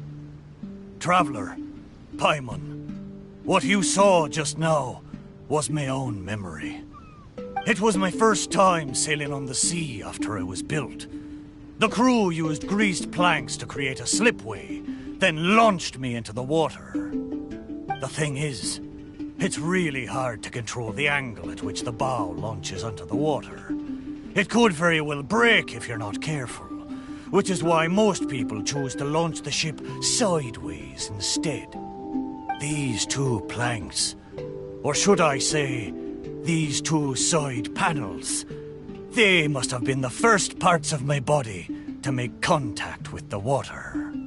Mitaboru, if your side panels are here, does that mean... Maybe I crashed into the reef here and was shattered to pieces long ago. And maybe the sensation I had when I woke up wasn't some kind of treasure-hunting intuition after all, but me responding to my own body. There I was, making fun of that shipwreck, blissfully unaware that I was actually making fun of my own body. Ha ha! Ah, how embarrassing. We don't know that for sure. Maybe your body is still in one piece. Yeah, these two planks are probably just, part of your family tree. Yup, could share the same roots. Even if it's not, there are loads of shipwrecks around here. These planks probably just belong to one of them. But...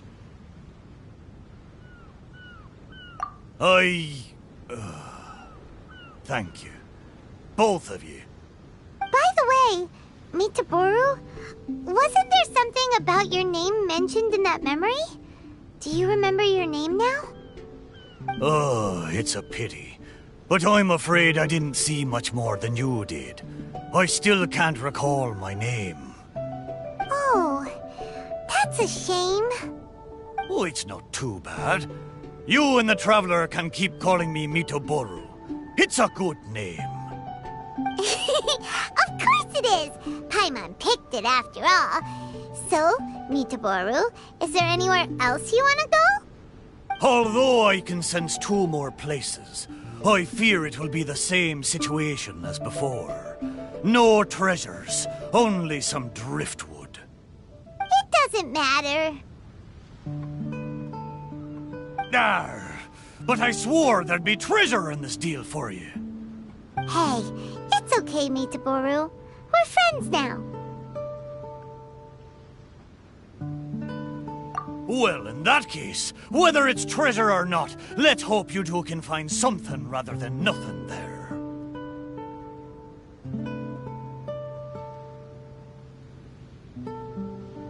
Ha ha! Good! Let's go to the closer location first.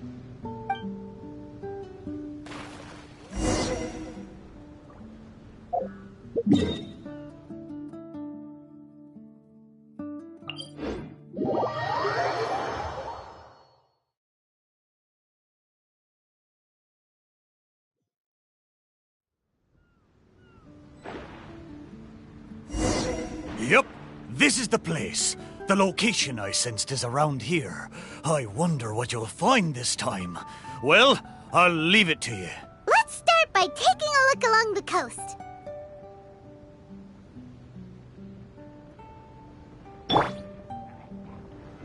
Solidify! By royal decree... One with nature.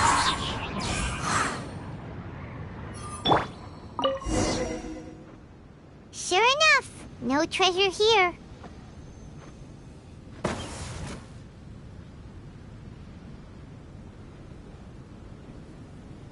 Paimon knows that.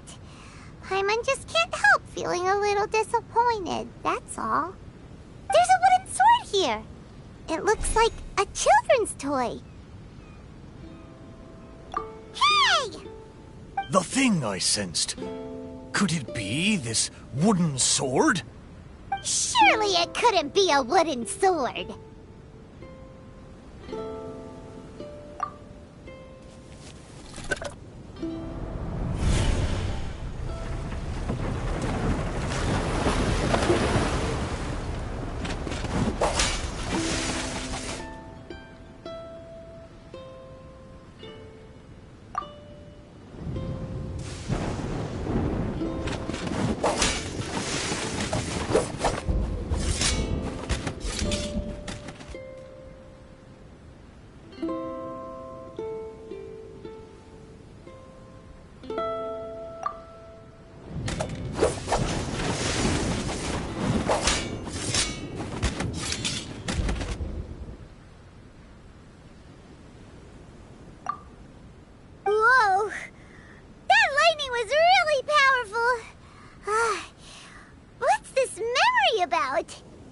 Paimon can still feel her head spinning. Ugh. Shiver me timbers! I remember now. The sea battle between Akodomiki and the Shogunate. And then the lightning that came at the end of the battle. Oh, what could it have been? will blow me down. Just a fraction of the Thunderbird's wrath, and yet still so powerful. Wait, but the lightning came from Seirai Island. Traveler, have you been there? Do you know what happened to the island after that?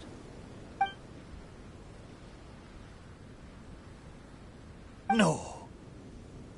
I can't believe it. It was a truly terrible thunderstorm, it was. I don't have the words to describe the horror of it. We stood up against the Shogunate precisely because we did not want our homeland to be ruled by them. We wanted to protect the people of Seirai Island.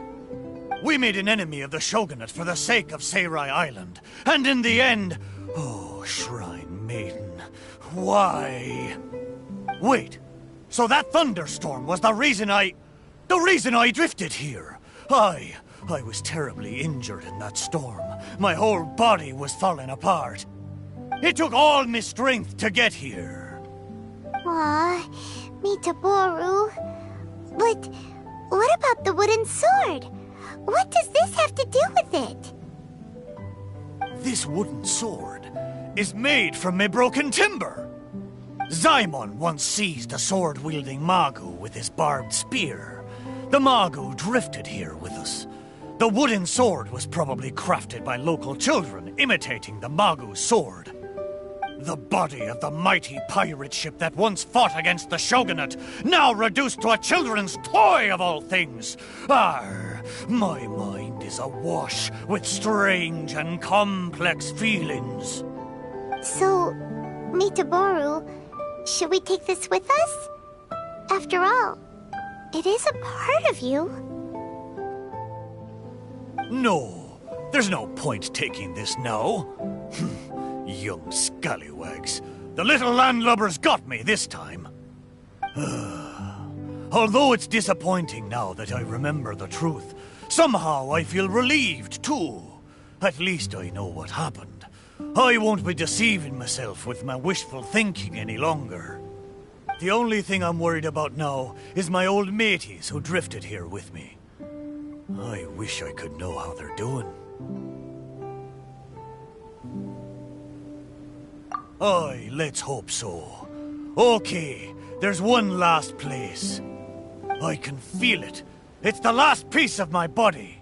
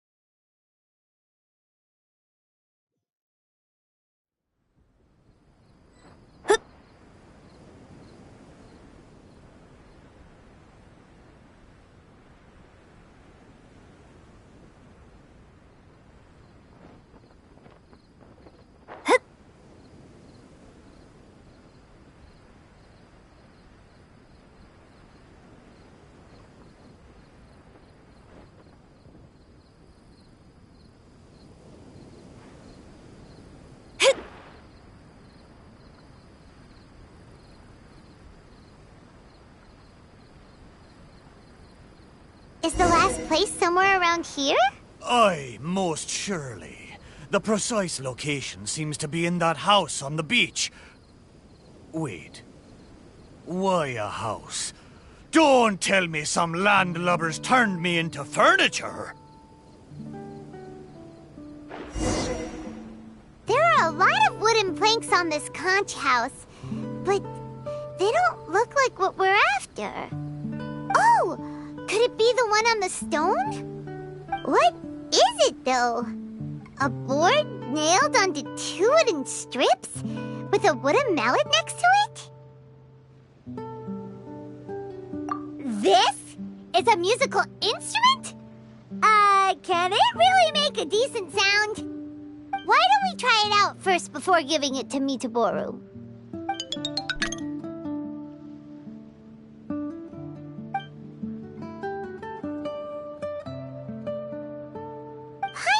Pretty sure this instrument hasn't been repaired in a long time.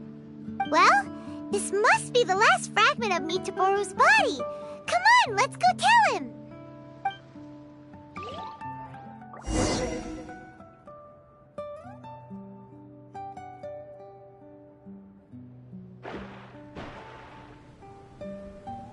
You're back. How did it go?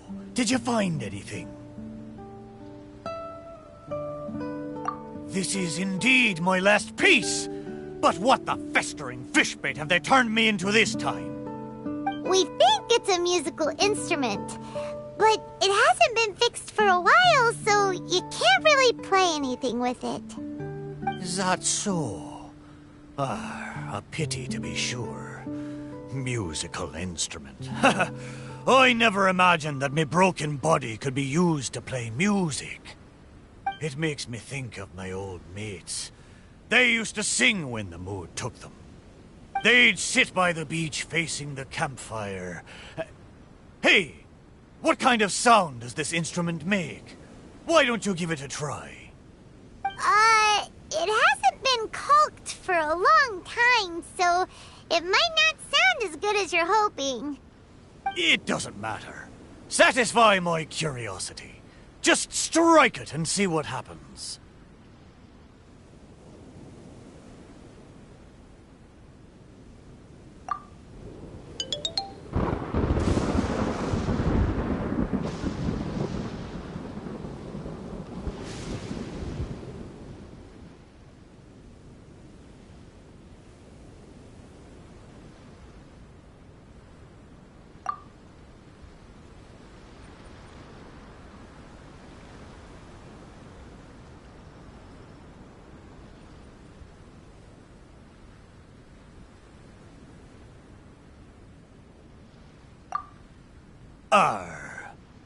So, they found a way back. Aye, but since I was so badly damaged, it was the most I could do to bring them here. There was no way I could go back with them. Ah, it gladdens me heart to know that they are safe, but even though I said goodbye to them, I still can't help thinking, what if I could have gone back with them? Oh, how I wish we had returned together. With them, I would have been willing to go anywhere, no matter how dangerous. There are so many grand adventures for us to go on. So many treasures out there in the world, waiting for us to discover them. Why did I have to be left here, abandoned like this? I could do nothing but watch them leave and embark on a new journey without me.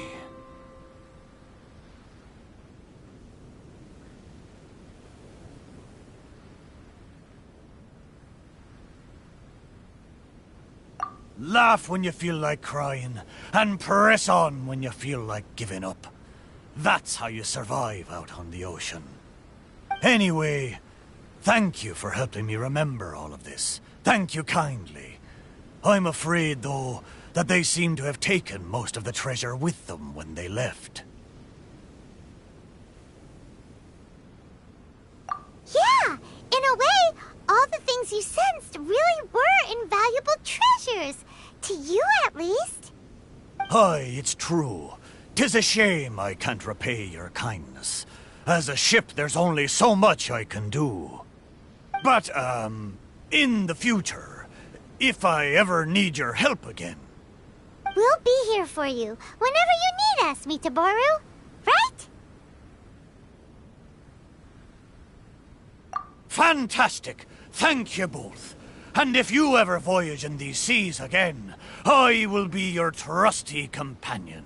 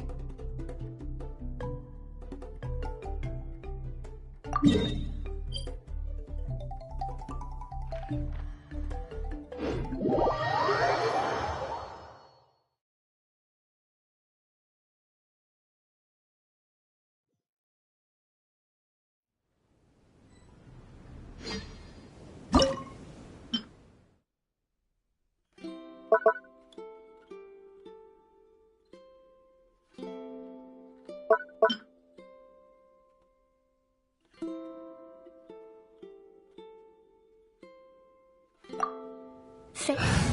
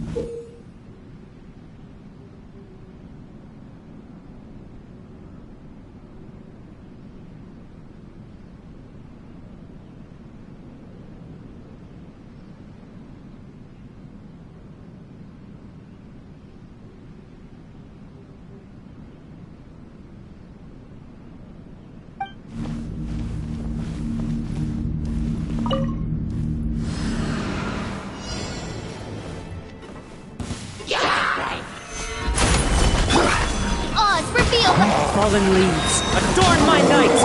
Let me scry! Written in the stars!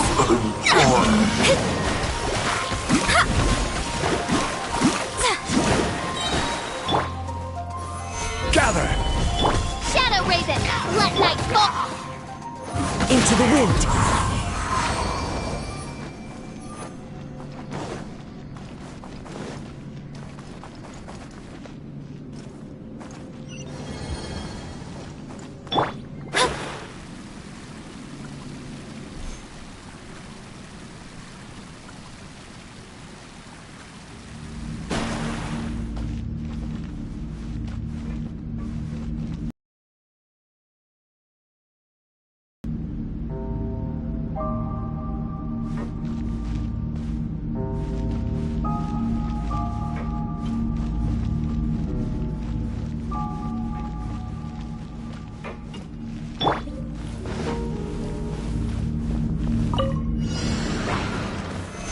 Solidify!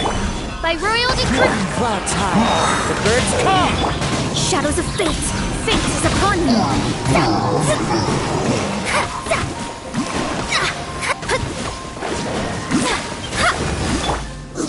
Gather! Midnight phantasmal. The wind knows it. Let me scry!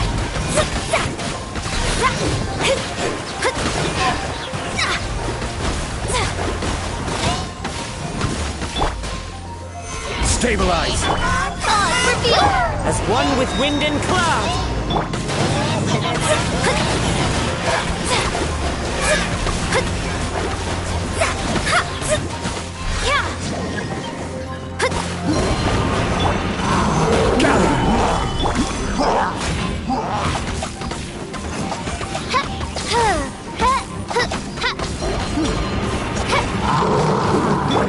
I will have order!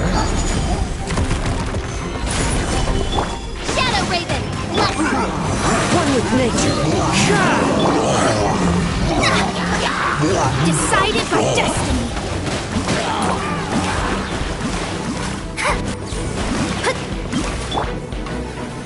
Solidify! Wings of darkness. Fallen leaves, adorn my night! Delve into destiny.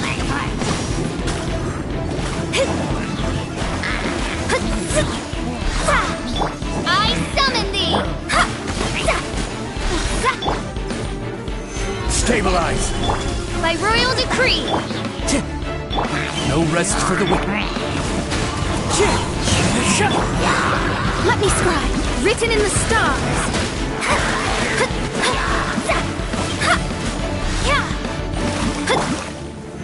Solidify!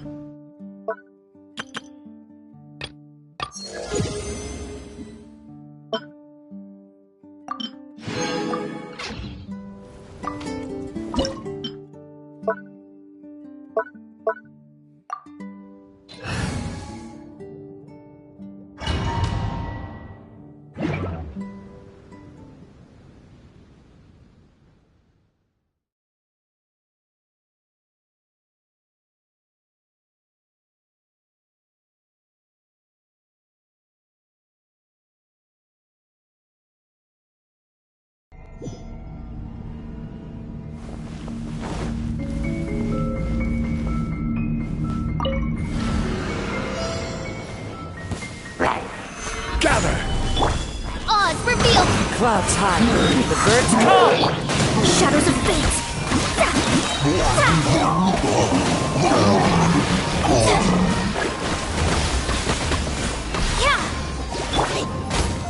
Solidify! As you wish, main Fräulein. Fallen leaves, adorn my night! Delve into destiny. Decided by destiny.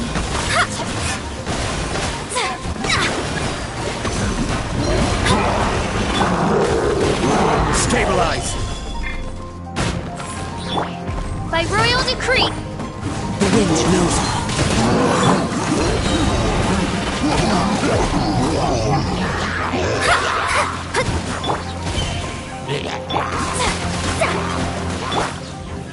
Gather!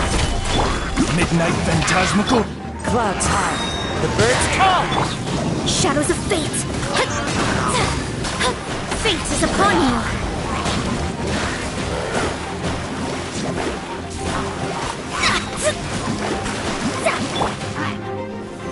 Solidify! Midnight phantasmical. Into the wind. Delve into destiny.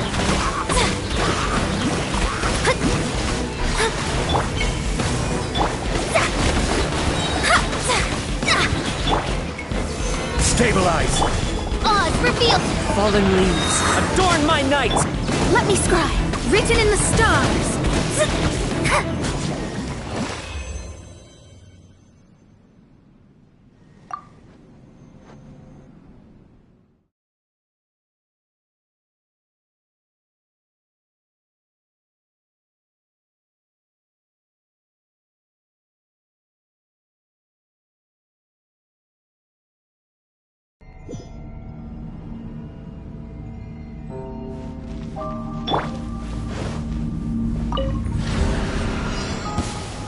This is order!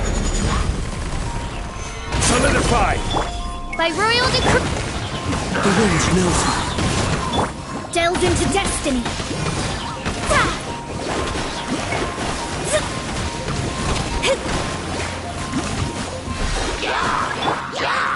Gather! Midnight phantasmical. Clouds high. The birds call.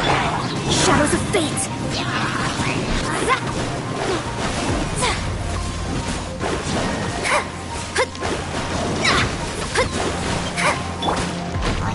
Solidify! As one with wind and cloud. Delve into destiny.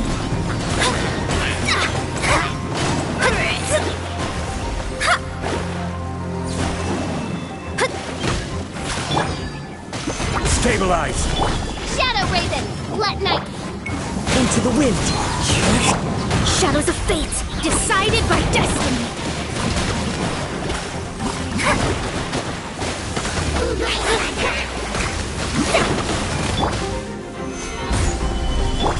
Odds revealed. Clouds high. The birds call. Let me scry.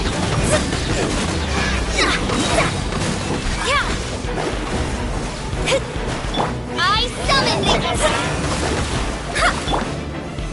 Solidify! Midnight phantasma. The wind knows it. Shadows of fate.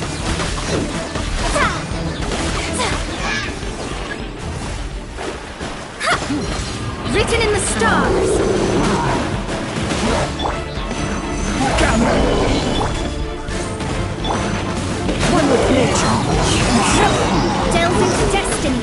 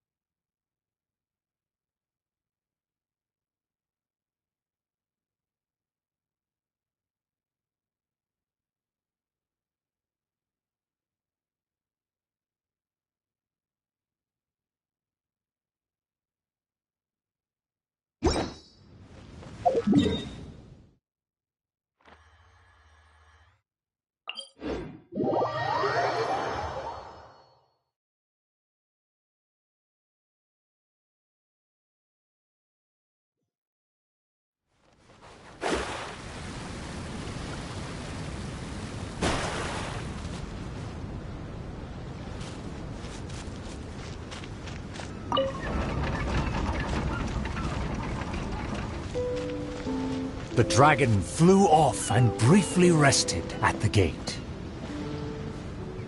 Where are the guards? Are they too terrified to face their fate?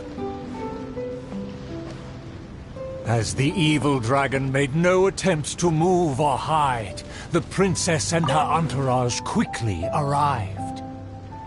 The Princess Loyal Knight was the first to spot the creature, for he always rode far ahead.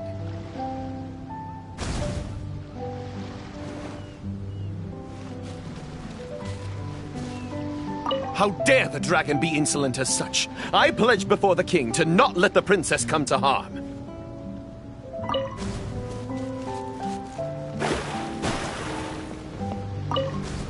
How dare the dragon be insolent as such? I pledge before the king to not let the princess come to harm.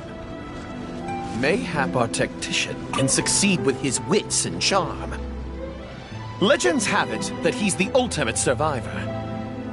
If he can ward against dangers with fastidious care, we need not recklessly suffer. Without a plan, we should not pull the trigger.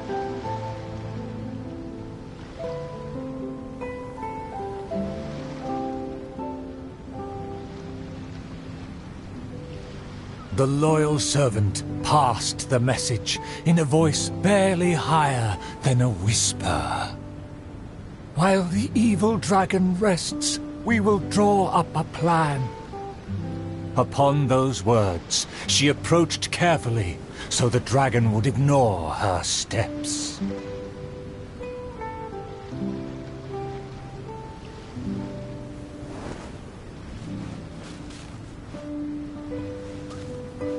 The tactician is correct.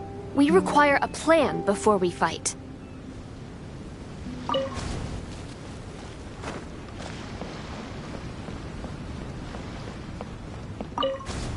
The tactician is correct. We require a plan before we fight. Thanks to my servant's far-sighted work, we have seized the initiative. Oh, Your Highness honors me. I was simply doing my duty.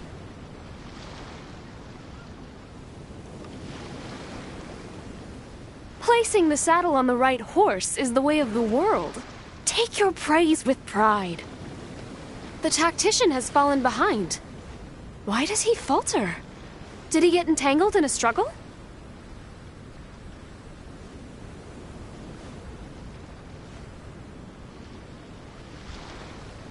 He promised to quell all draconic cataclysms. Perhaps he is torn between myriad schemes. Through all faith and cynicism, the cautious tactician remained silent, his face one of dismay and gloom.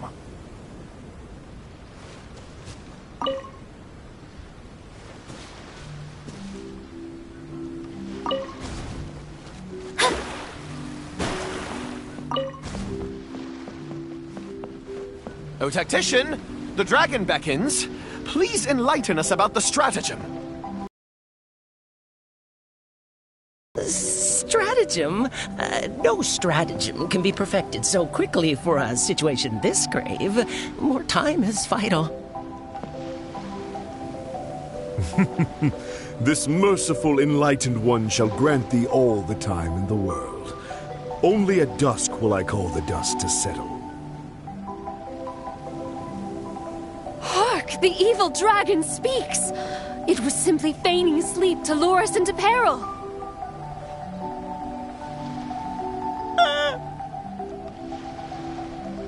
Attendant B shook where he stood, stopping just short from falling to his knees.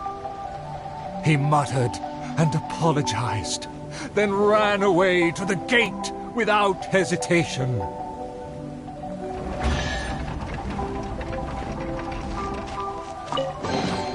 This should cover food and rent for a while.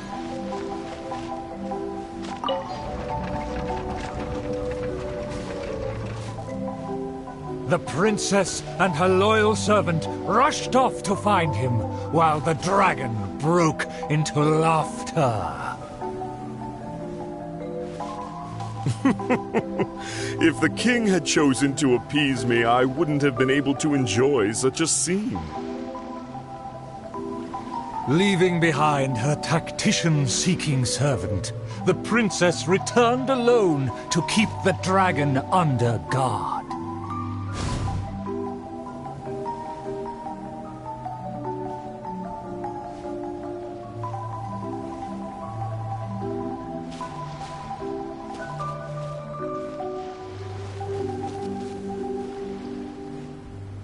If a mirage belies the tactician's wisdom, what may I call on to keep my kingdom safe?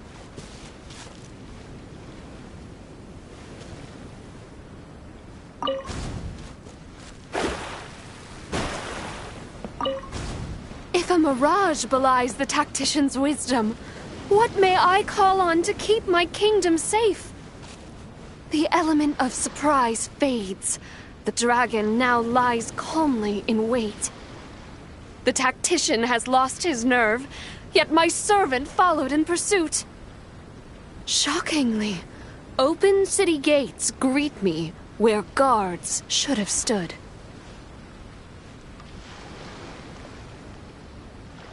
An old guard arrived.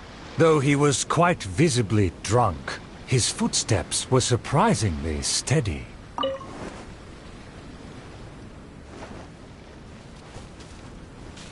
If you ask me, this time of peace is truly fantastic. What with food and wine and beauties.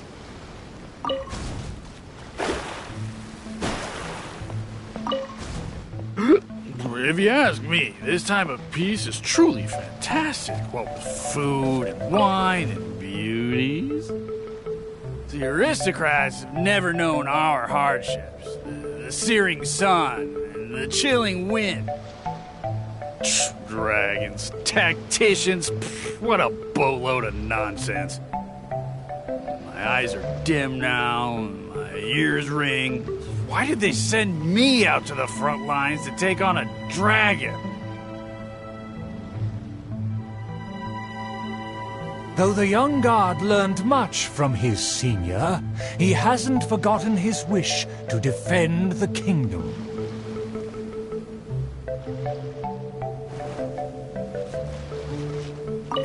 For the princess, I must fight!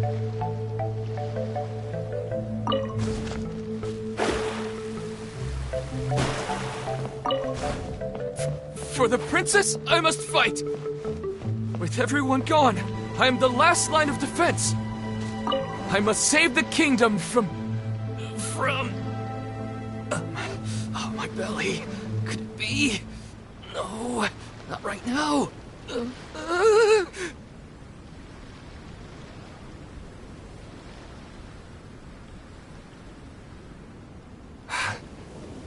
Did he just run off? Must have been the food. The show must go on. Should I find someone to take his place?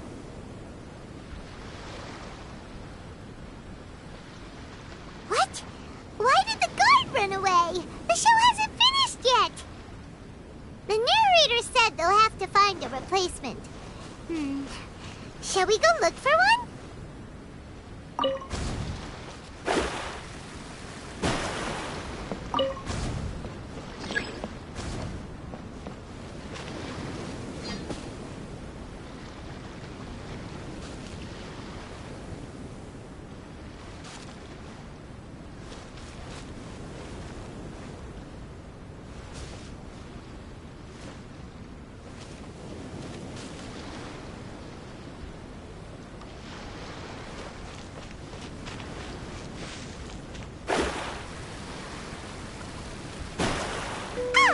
There's a real guard over there. Let's go and ask him. Excuse me, did you see an actor running away? Of course! How ridiculous. How could he waste such a great opportunity? If only it was me. I've always wanted to perform in a show, but I never got the chance. Wait, isn't this just perfect?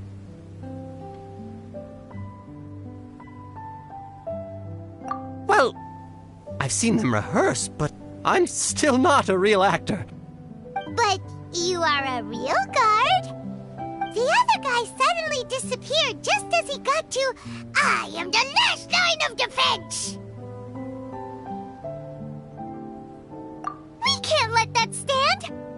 As a guard, isn't it also your duty to protect the audience's wish to enjoy the play? That's true, but...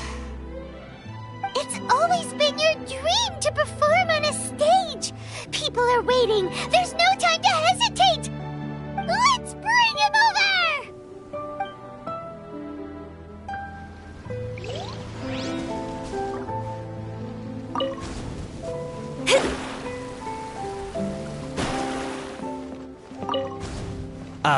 My line should be...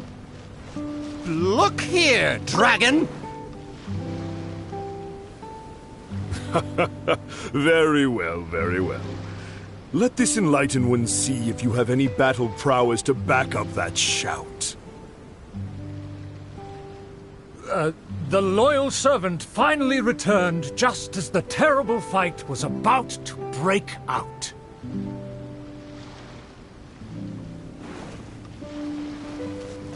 The tactician's trail fades, but the guard should carry his weight.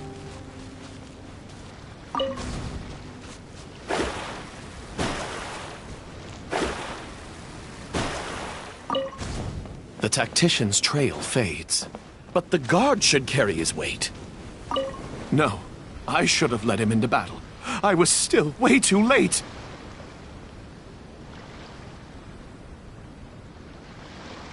The late arrival let out a resigned sigh, even as the dragon raised the stakes. Though the young guard fought with valor, the cunning dragon still snapped up the prize in one take.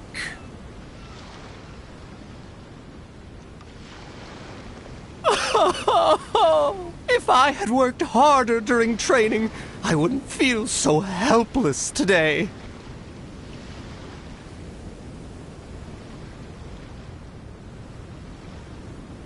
Though my appetite remains healthy, you did well to quench my cravings. The portions were modest, yet the taste remained rather satisfying. If the appetizers had already entertained me so, surely the main dish would cast a spell.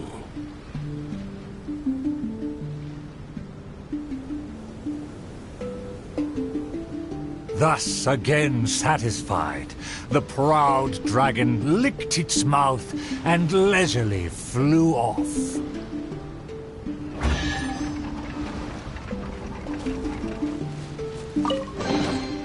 This should cover food and rent for a while.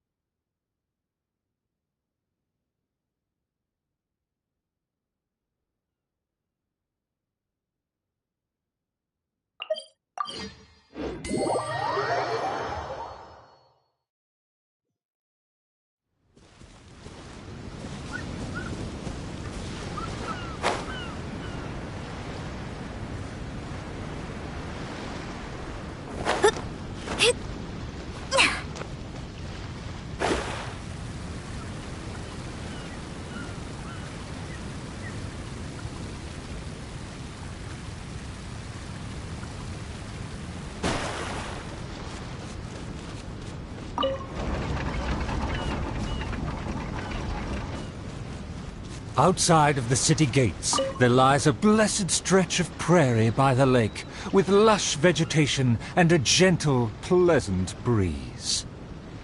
Seeking some time to rest, the wicked dragon landed with ease.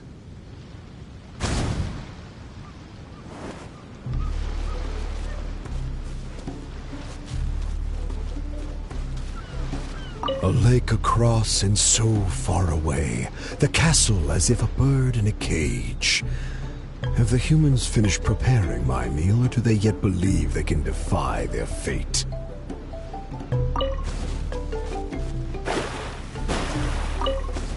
A lake across and so far away, the castle as if a bird in a cage. Have the humans finished preparing my meal, or do they yet believe they can defy their fate? The sun is high and the land scorching. In the interest of comfort, I will seek a more accommodating base. For one promised moment of unrivaled taste, I have traveled for hundreds of miles and hungered over dozens of days. The humans better not exhaust my patience, for even I have never had unlimited grace.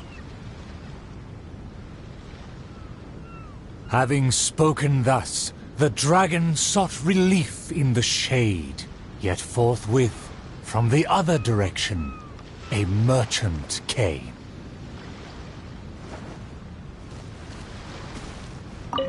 What rotten luck to get scammed before even concluding a single sale.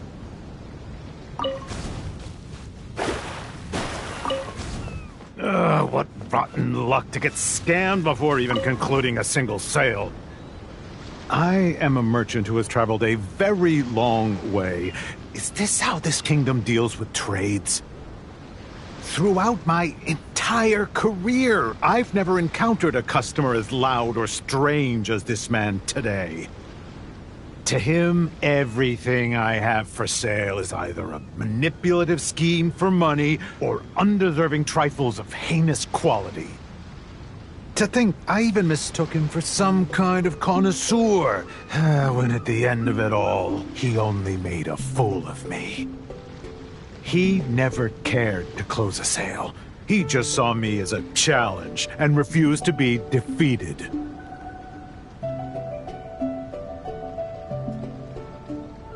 As the merchant stewed over his anger, yet another irritated soul came onto the scene.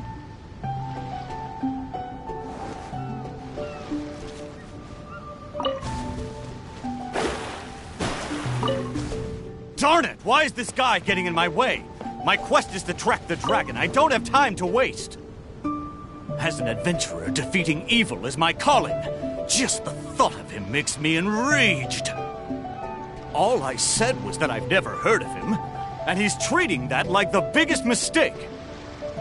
Insulting me, claiming I want to steal his glory, and suggesting my quest is just a ploy.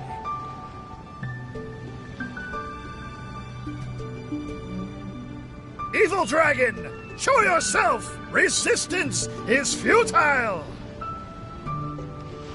That's him! Oh, that must be him!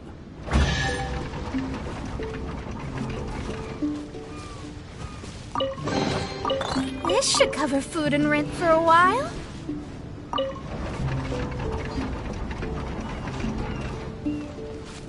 Humans are truly a rude and rowdy lot. To think they can cause such a ruckus without even showing their faces. The man in pursuit is the kingdom's famed fighter. Though the sun continues to blaze, he continues spiritedly with his chase.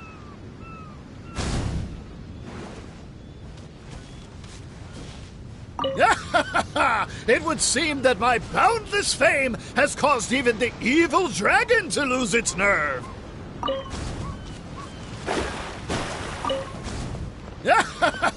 It would seem that my boundless fame has caused even the evil dragon to lose its nerve. As an enlightened dragon, one cannot tolerate such deranged words.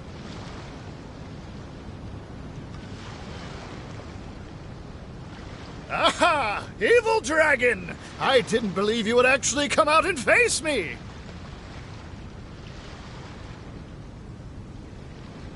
The puny human talks big and employs an aggressive tone, yet does the substance of his dream back up his claim?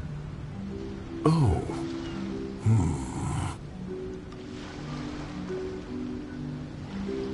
Oh, and the beast is silent! Is my dream so grand that even a dragon finds it difficult to consume? As the noble warrior faced off against the evil dragon, the anxious princess and her entourage arrived at last. The nameless servant kept his eyes on the field. The warrior's words have ignited a fire within his heart.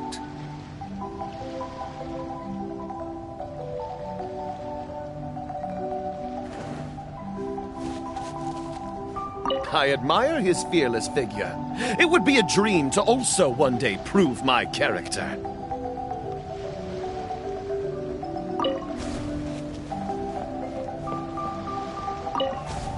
I admire his fearless figure. It would be a dream to also one day prove my character. Evil dragon! Why do you not speak? Have you finally realized you should cower in fear?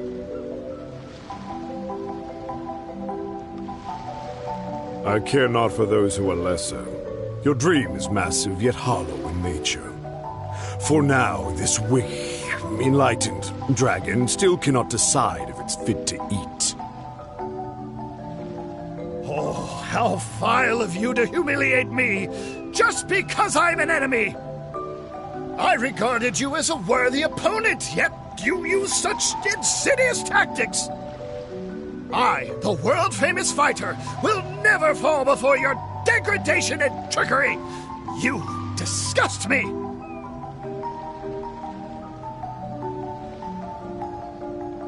The fighter's animated speech kindled a burning flame within even the oft dispassionate heart of the royal lady.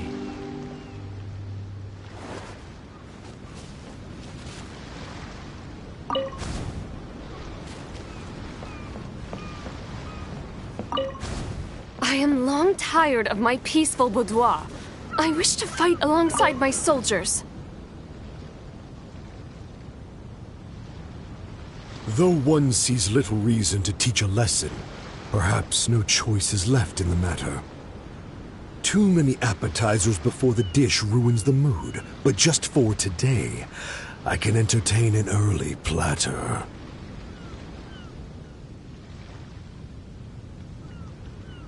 To everyone's shock, the evil dragon then swallowed the fighter's dream in one big gulp.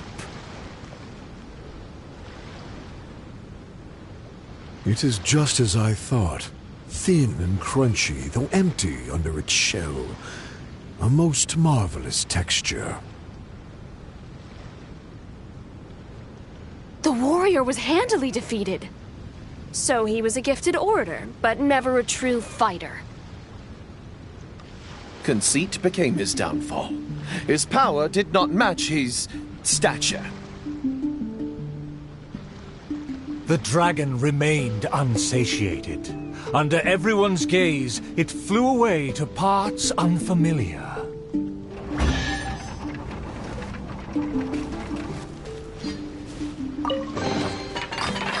Finding treasure is pretty exhilarating.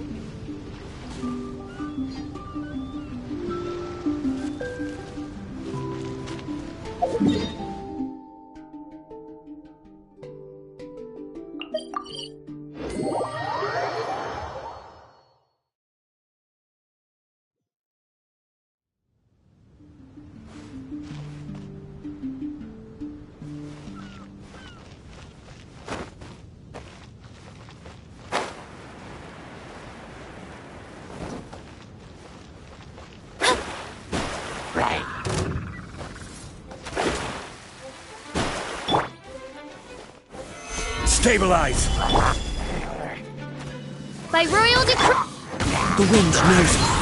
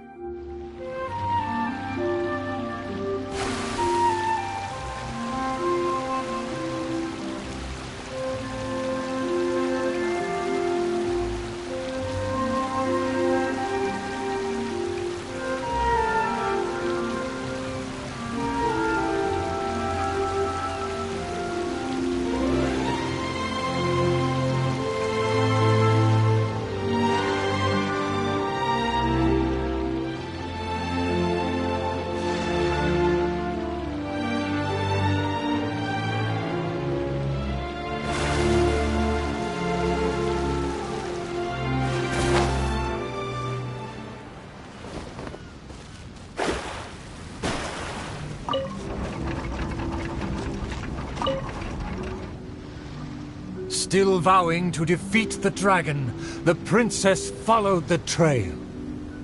The servant continued at his pace, shouldering all burdens without fail.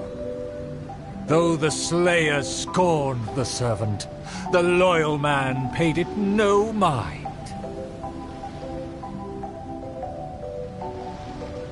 If I bore his tools and freed his mind, perhaps a victory he shall find.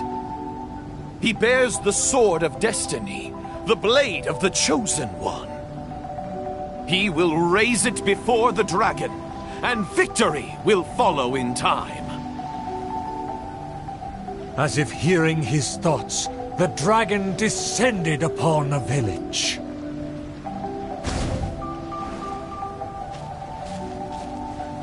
Let me see, let me find... Is my golden dream right at hand? Let me see, let me find... Is my golden dream right at hand? Oh, dragon, no one would laugh at you if you were to flee in fear. The human realizes not how comical he and his words appear.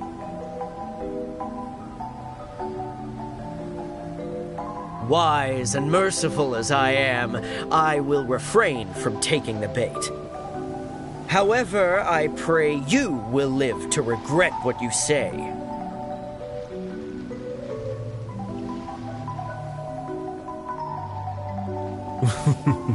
For a dull human, you sure have a sharp tongue.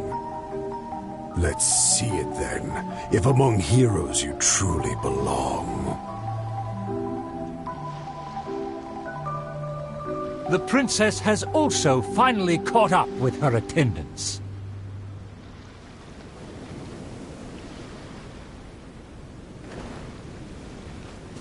It should be my duty to banish the dragon.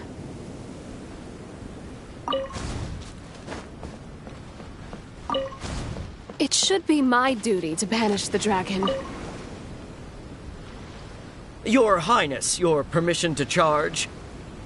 With my blade and extensive experience, I will take this dragon apart.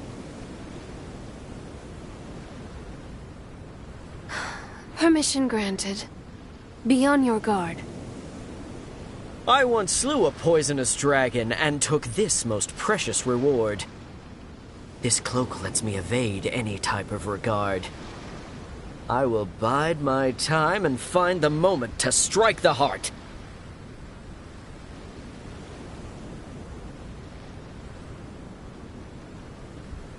Ah, and here I thought you were privy to some special art. Did you plan to flee all along and have only been waiting for a chance to depart?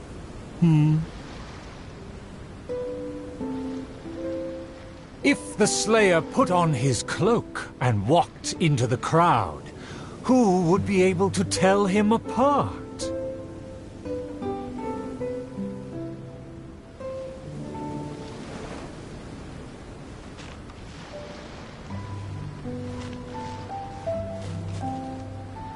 Dragon, how dare you slander my name?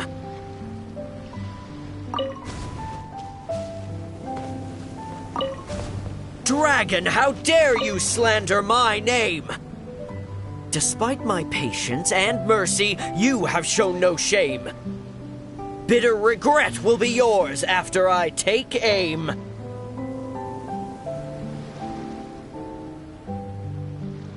By all means, please, go on. This enlightened one cannot wait to play your game. Let's take it over there. Silently acknowledging the request, the dragon twisted its features into a benevolent smile.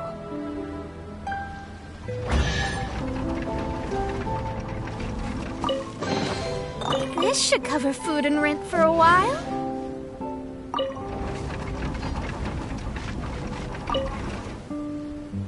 In a flash, the dragon landed at the promised place. The princess and her loyal servant immediately followed apace. But the Slayer remained rooted in place, as he somehow lost his faith.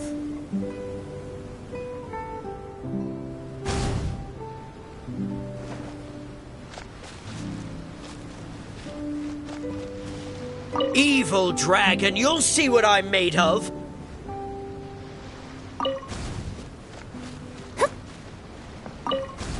Evil dragon, you'll see what I'm made of! I've climbed mountains, crossed lakes, traversed dungeons, and defeated your kin. To finally obtain this sword, the Blade of Fate. Leave now, otherwise this razor-sharp blade will cut you into pieces.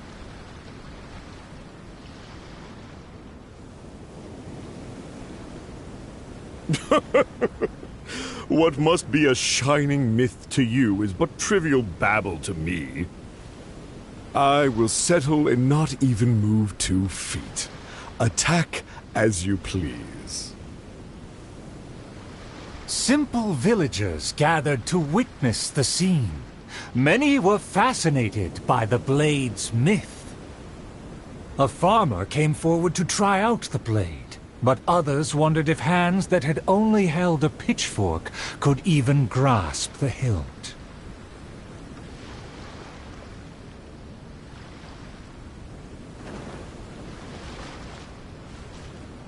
I consider myself a fit man. A match for knights from the palace.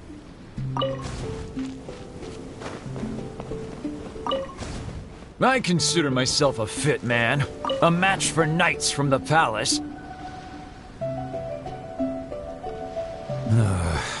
I thought I was strong enough, but I couldn't even shake it.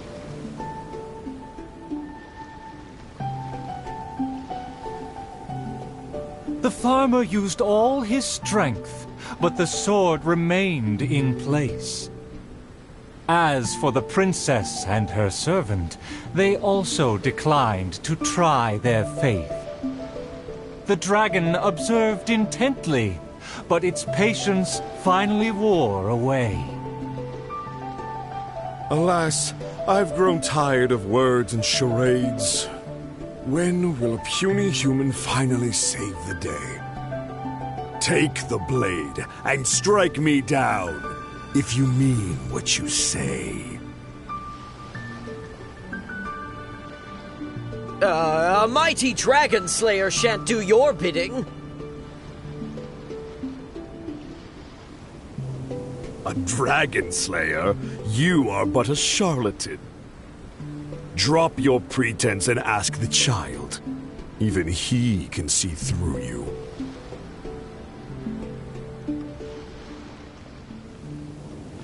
Could the dragon's words be true? And there is no true dream under those layers of armor.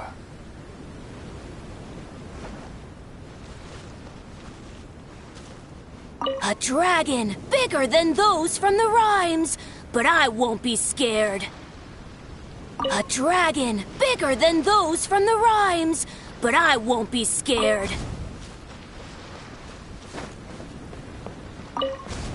A dragon bigger than those from the rhymes, but I won't be scared. That shiny armor, why does it click? His mouth is open, why does he not speak? Though I'm not hungry, this snack's been delivered straight to my door. The dragon's huge mouth instantly swallowed the Slayer's dream.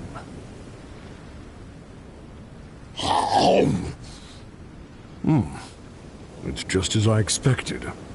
Long rotten dreams make for terrible food.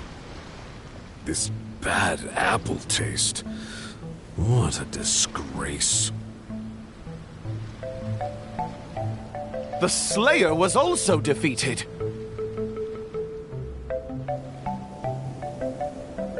So the tales of past battles did not hold up.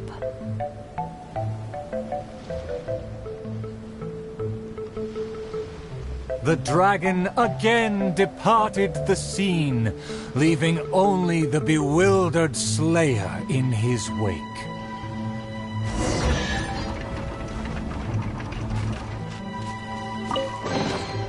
This should cover food and rent for a while. My most distinguished guests, please hear me. I'm sure you have watched the first 4 acts. I hope you've been enjoying the show. The stage is now set for the final act. I'm so excited I could cry. There is still something I need to follow up with backstage. I am terribly sorry that I cannot escort you to the final stage personally, but I'll see you there.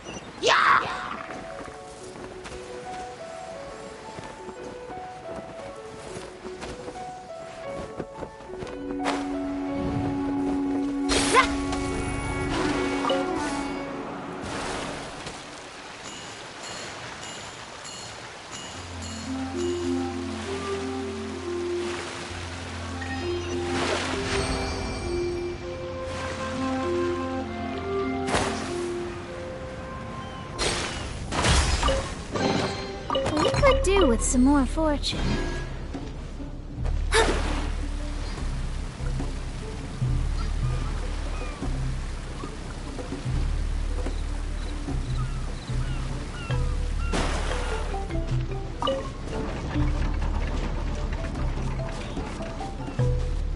The sun's about to set, and the moon soon to rise.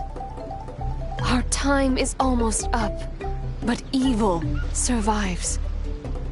The famed attendants all took on the dragon, but they fell one by one. I made a vow when all of this began. But now I fear my vow has become a farce.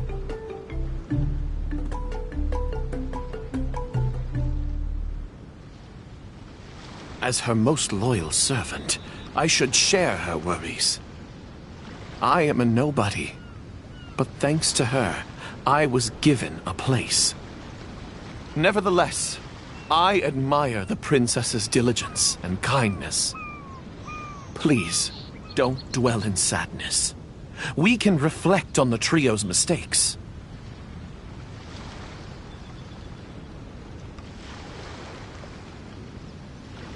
Your counsel is valid. Let me recall their words and deeds. An inflated ego, yet falling at the first hurdle. The princess remembered what she'd seen.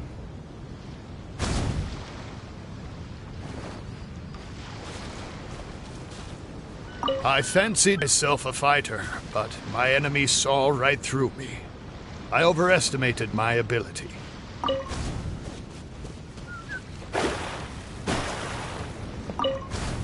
I fancied myself a fighter, but my enemy saw right through me. I overestimated my ability. I couldn't win against a strong enemy, but I also clung hard to my conceit. I lacked respect because I feared others wouldn't respect me. A dream that was massive in size, yet hollow inside. Lots of guts, but no ability. A supposedly foolproof plan, yet with no one to see it through. The princess remembered again.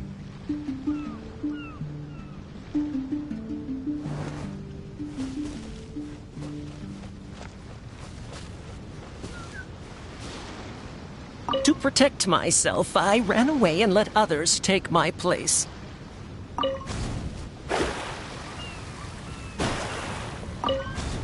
To protect myself, I ran away and let others take my place.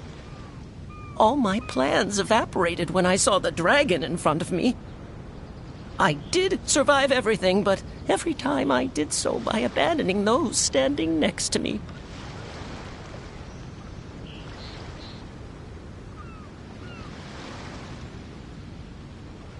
He was a tactician with neither morals nor strategy. It's natural to be cautious, but one who abandons their comrades is no hero. Avoiding the present and only speaking endlessly of past glories, the princess remembered one last time.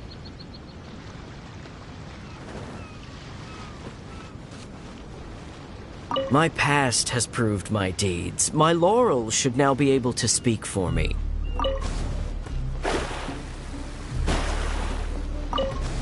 My past has proved my deeds. My laurels should now be able to speak for me. To give my life now would be foolish. It's elementary to balance risk and benefits.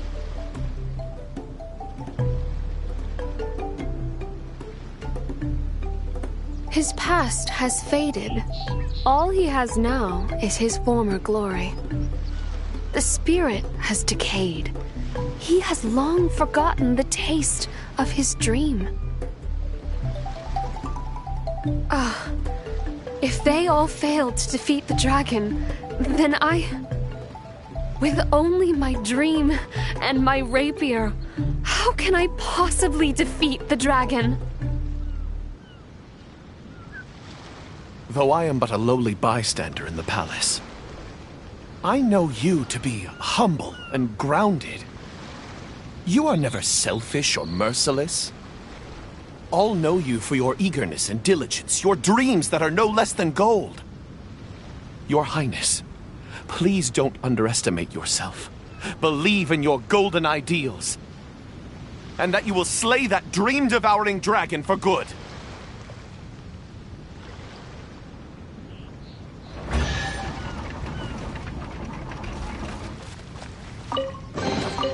This should cover food and rent for a while.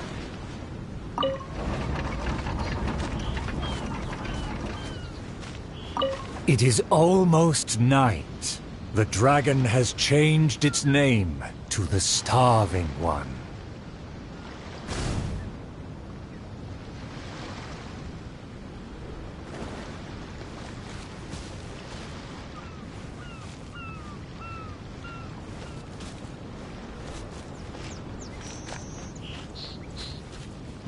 I've had snack after snack, but dinner still eludes me.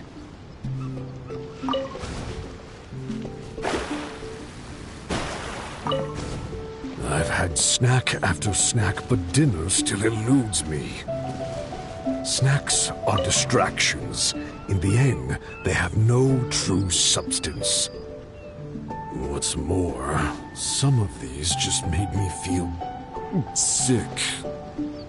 I'm afraid only a true golden dream can sufficiently quench my cravings.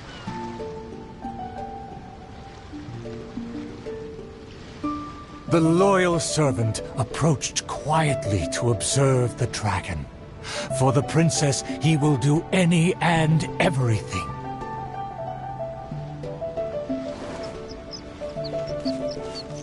For my promise to the king.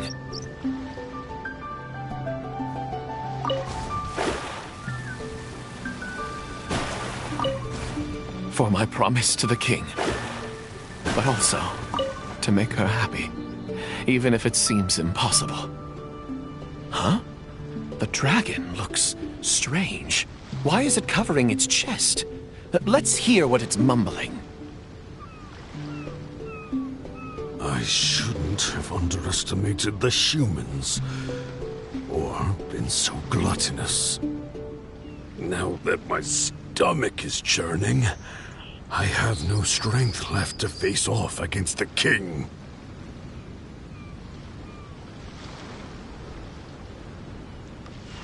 Overjoyed, the loyal servant rushed back to share the news.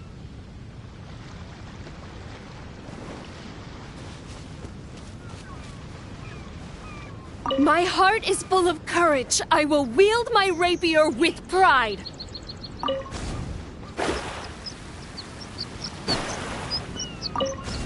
My heart is full of courage. I will wield my rapier with pride. Look! There's a spot above its heart that isn't covered by scales! Take it down while it's still weak. Evil dragon, I challenge thee to protect my kingdom! Filthy human! With a fearless thrust, the princess fulfilled her pledge.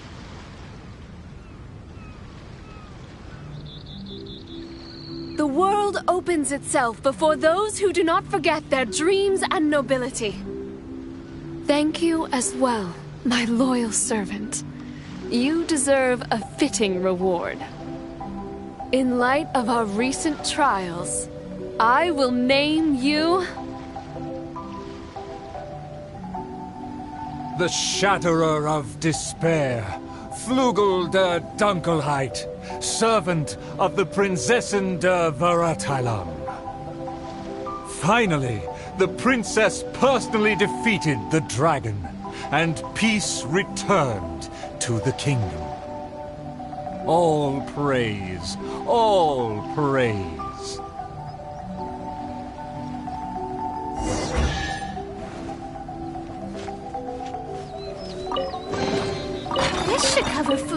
For a while?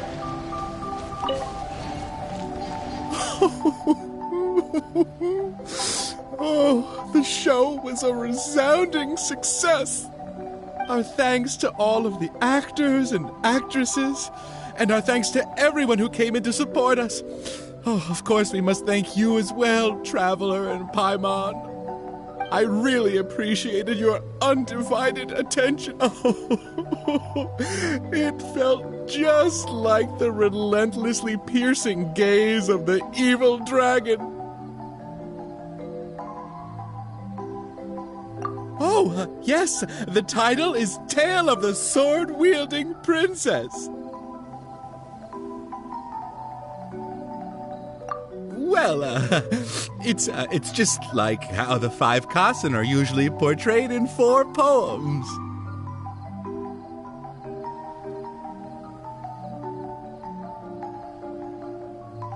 Well, anyway, the important thing is not the sword in the hand, but the courage in the heart. Back to business. Now that the curtains have closed, I would like to take this rare opportunity to invite the Traveler and Paimon to take a photo with the crew. Please don't refuse. Come on.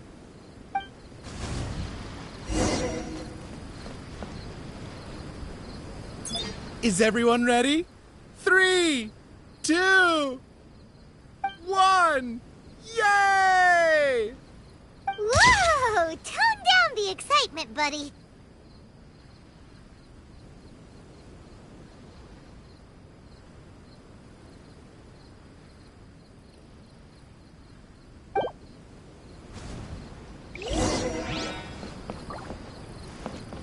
Are you sure that the photo is fine? It's totally fine. A commemoration picture could always benefit from a dose of quirkiness. Thank you again, Traveler and Paimon. Ah, summer. Wonderful summer. Ah, the good times never last. I wish times like this would be like a show that never ends.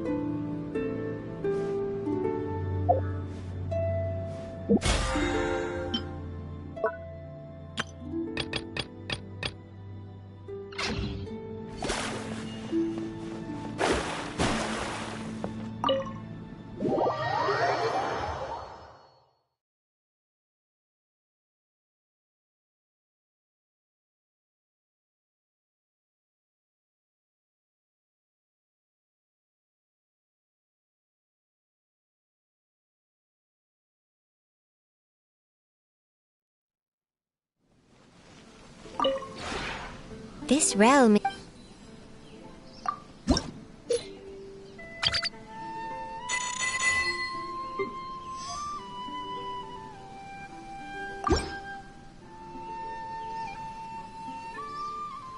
If you ever...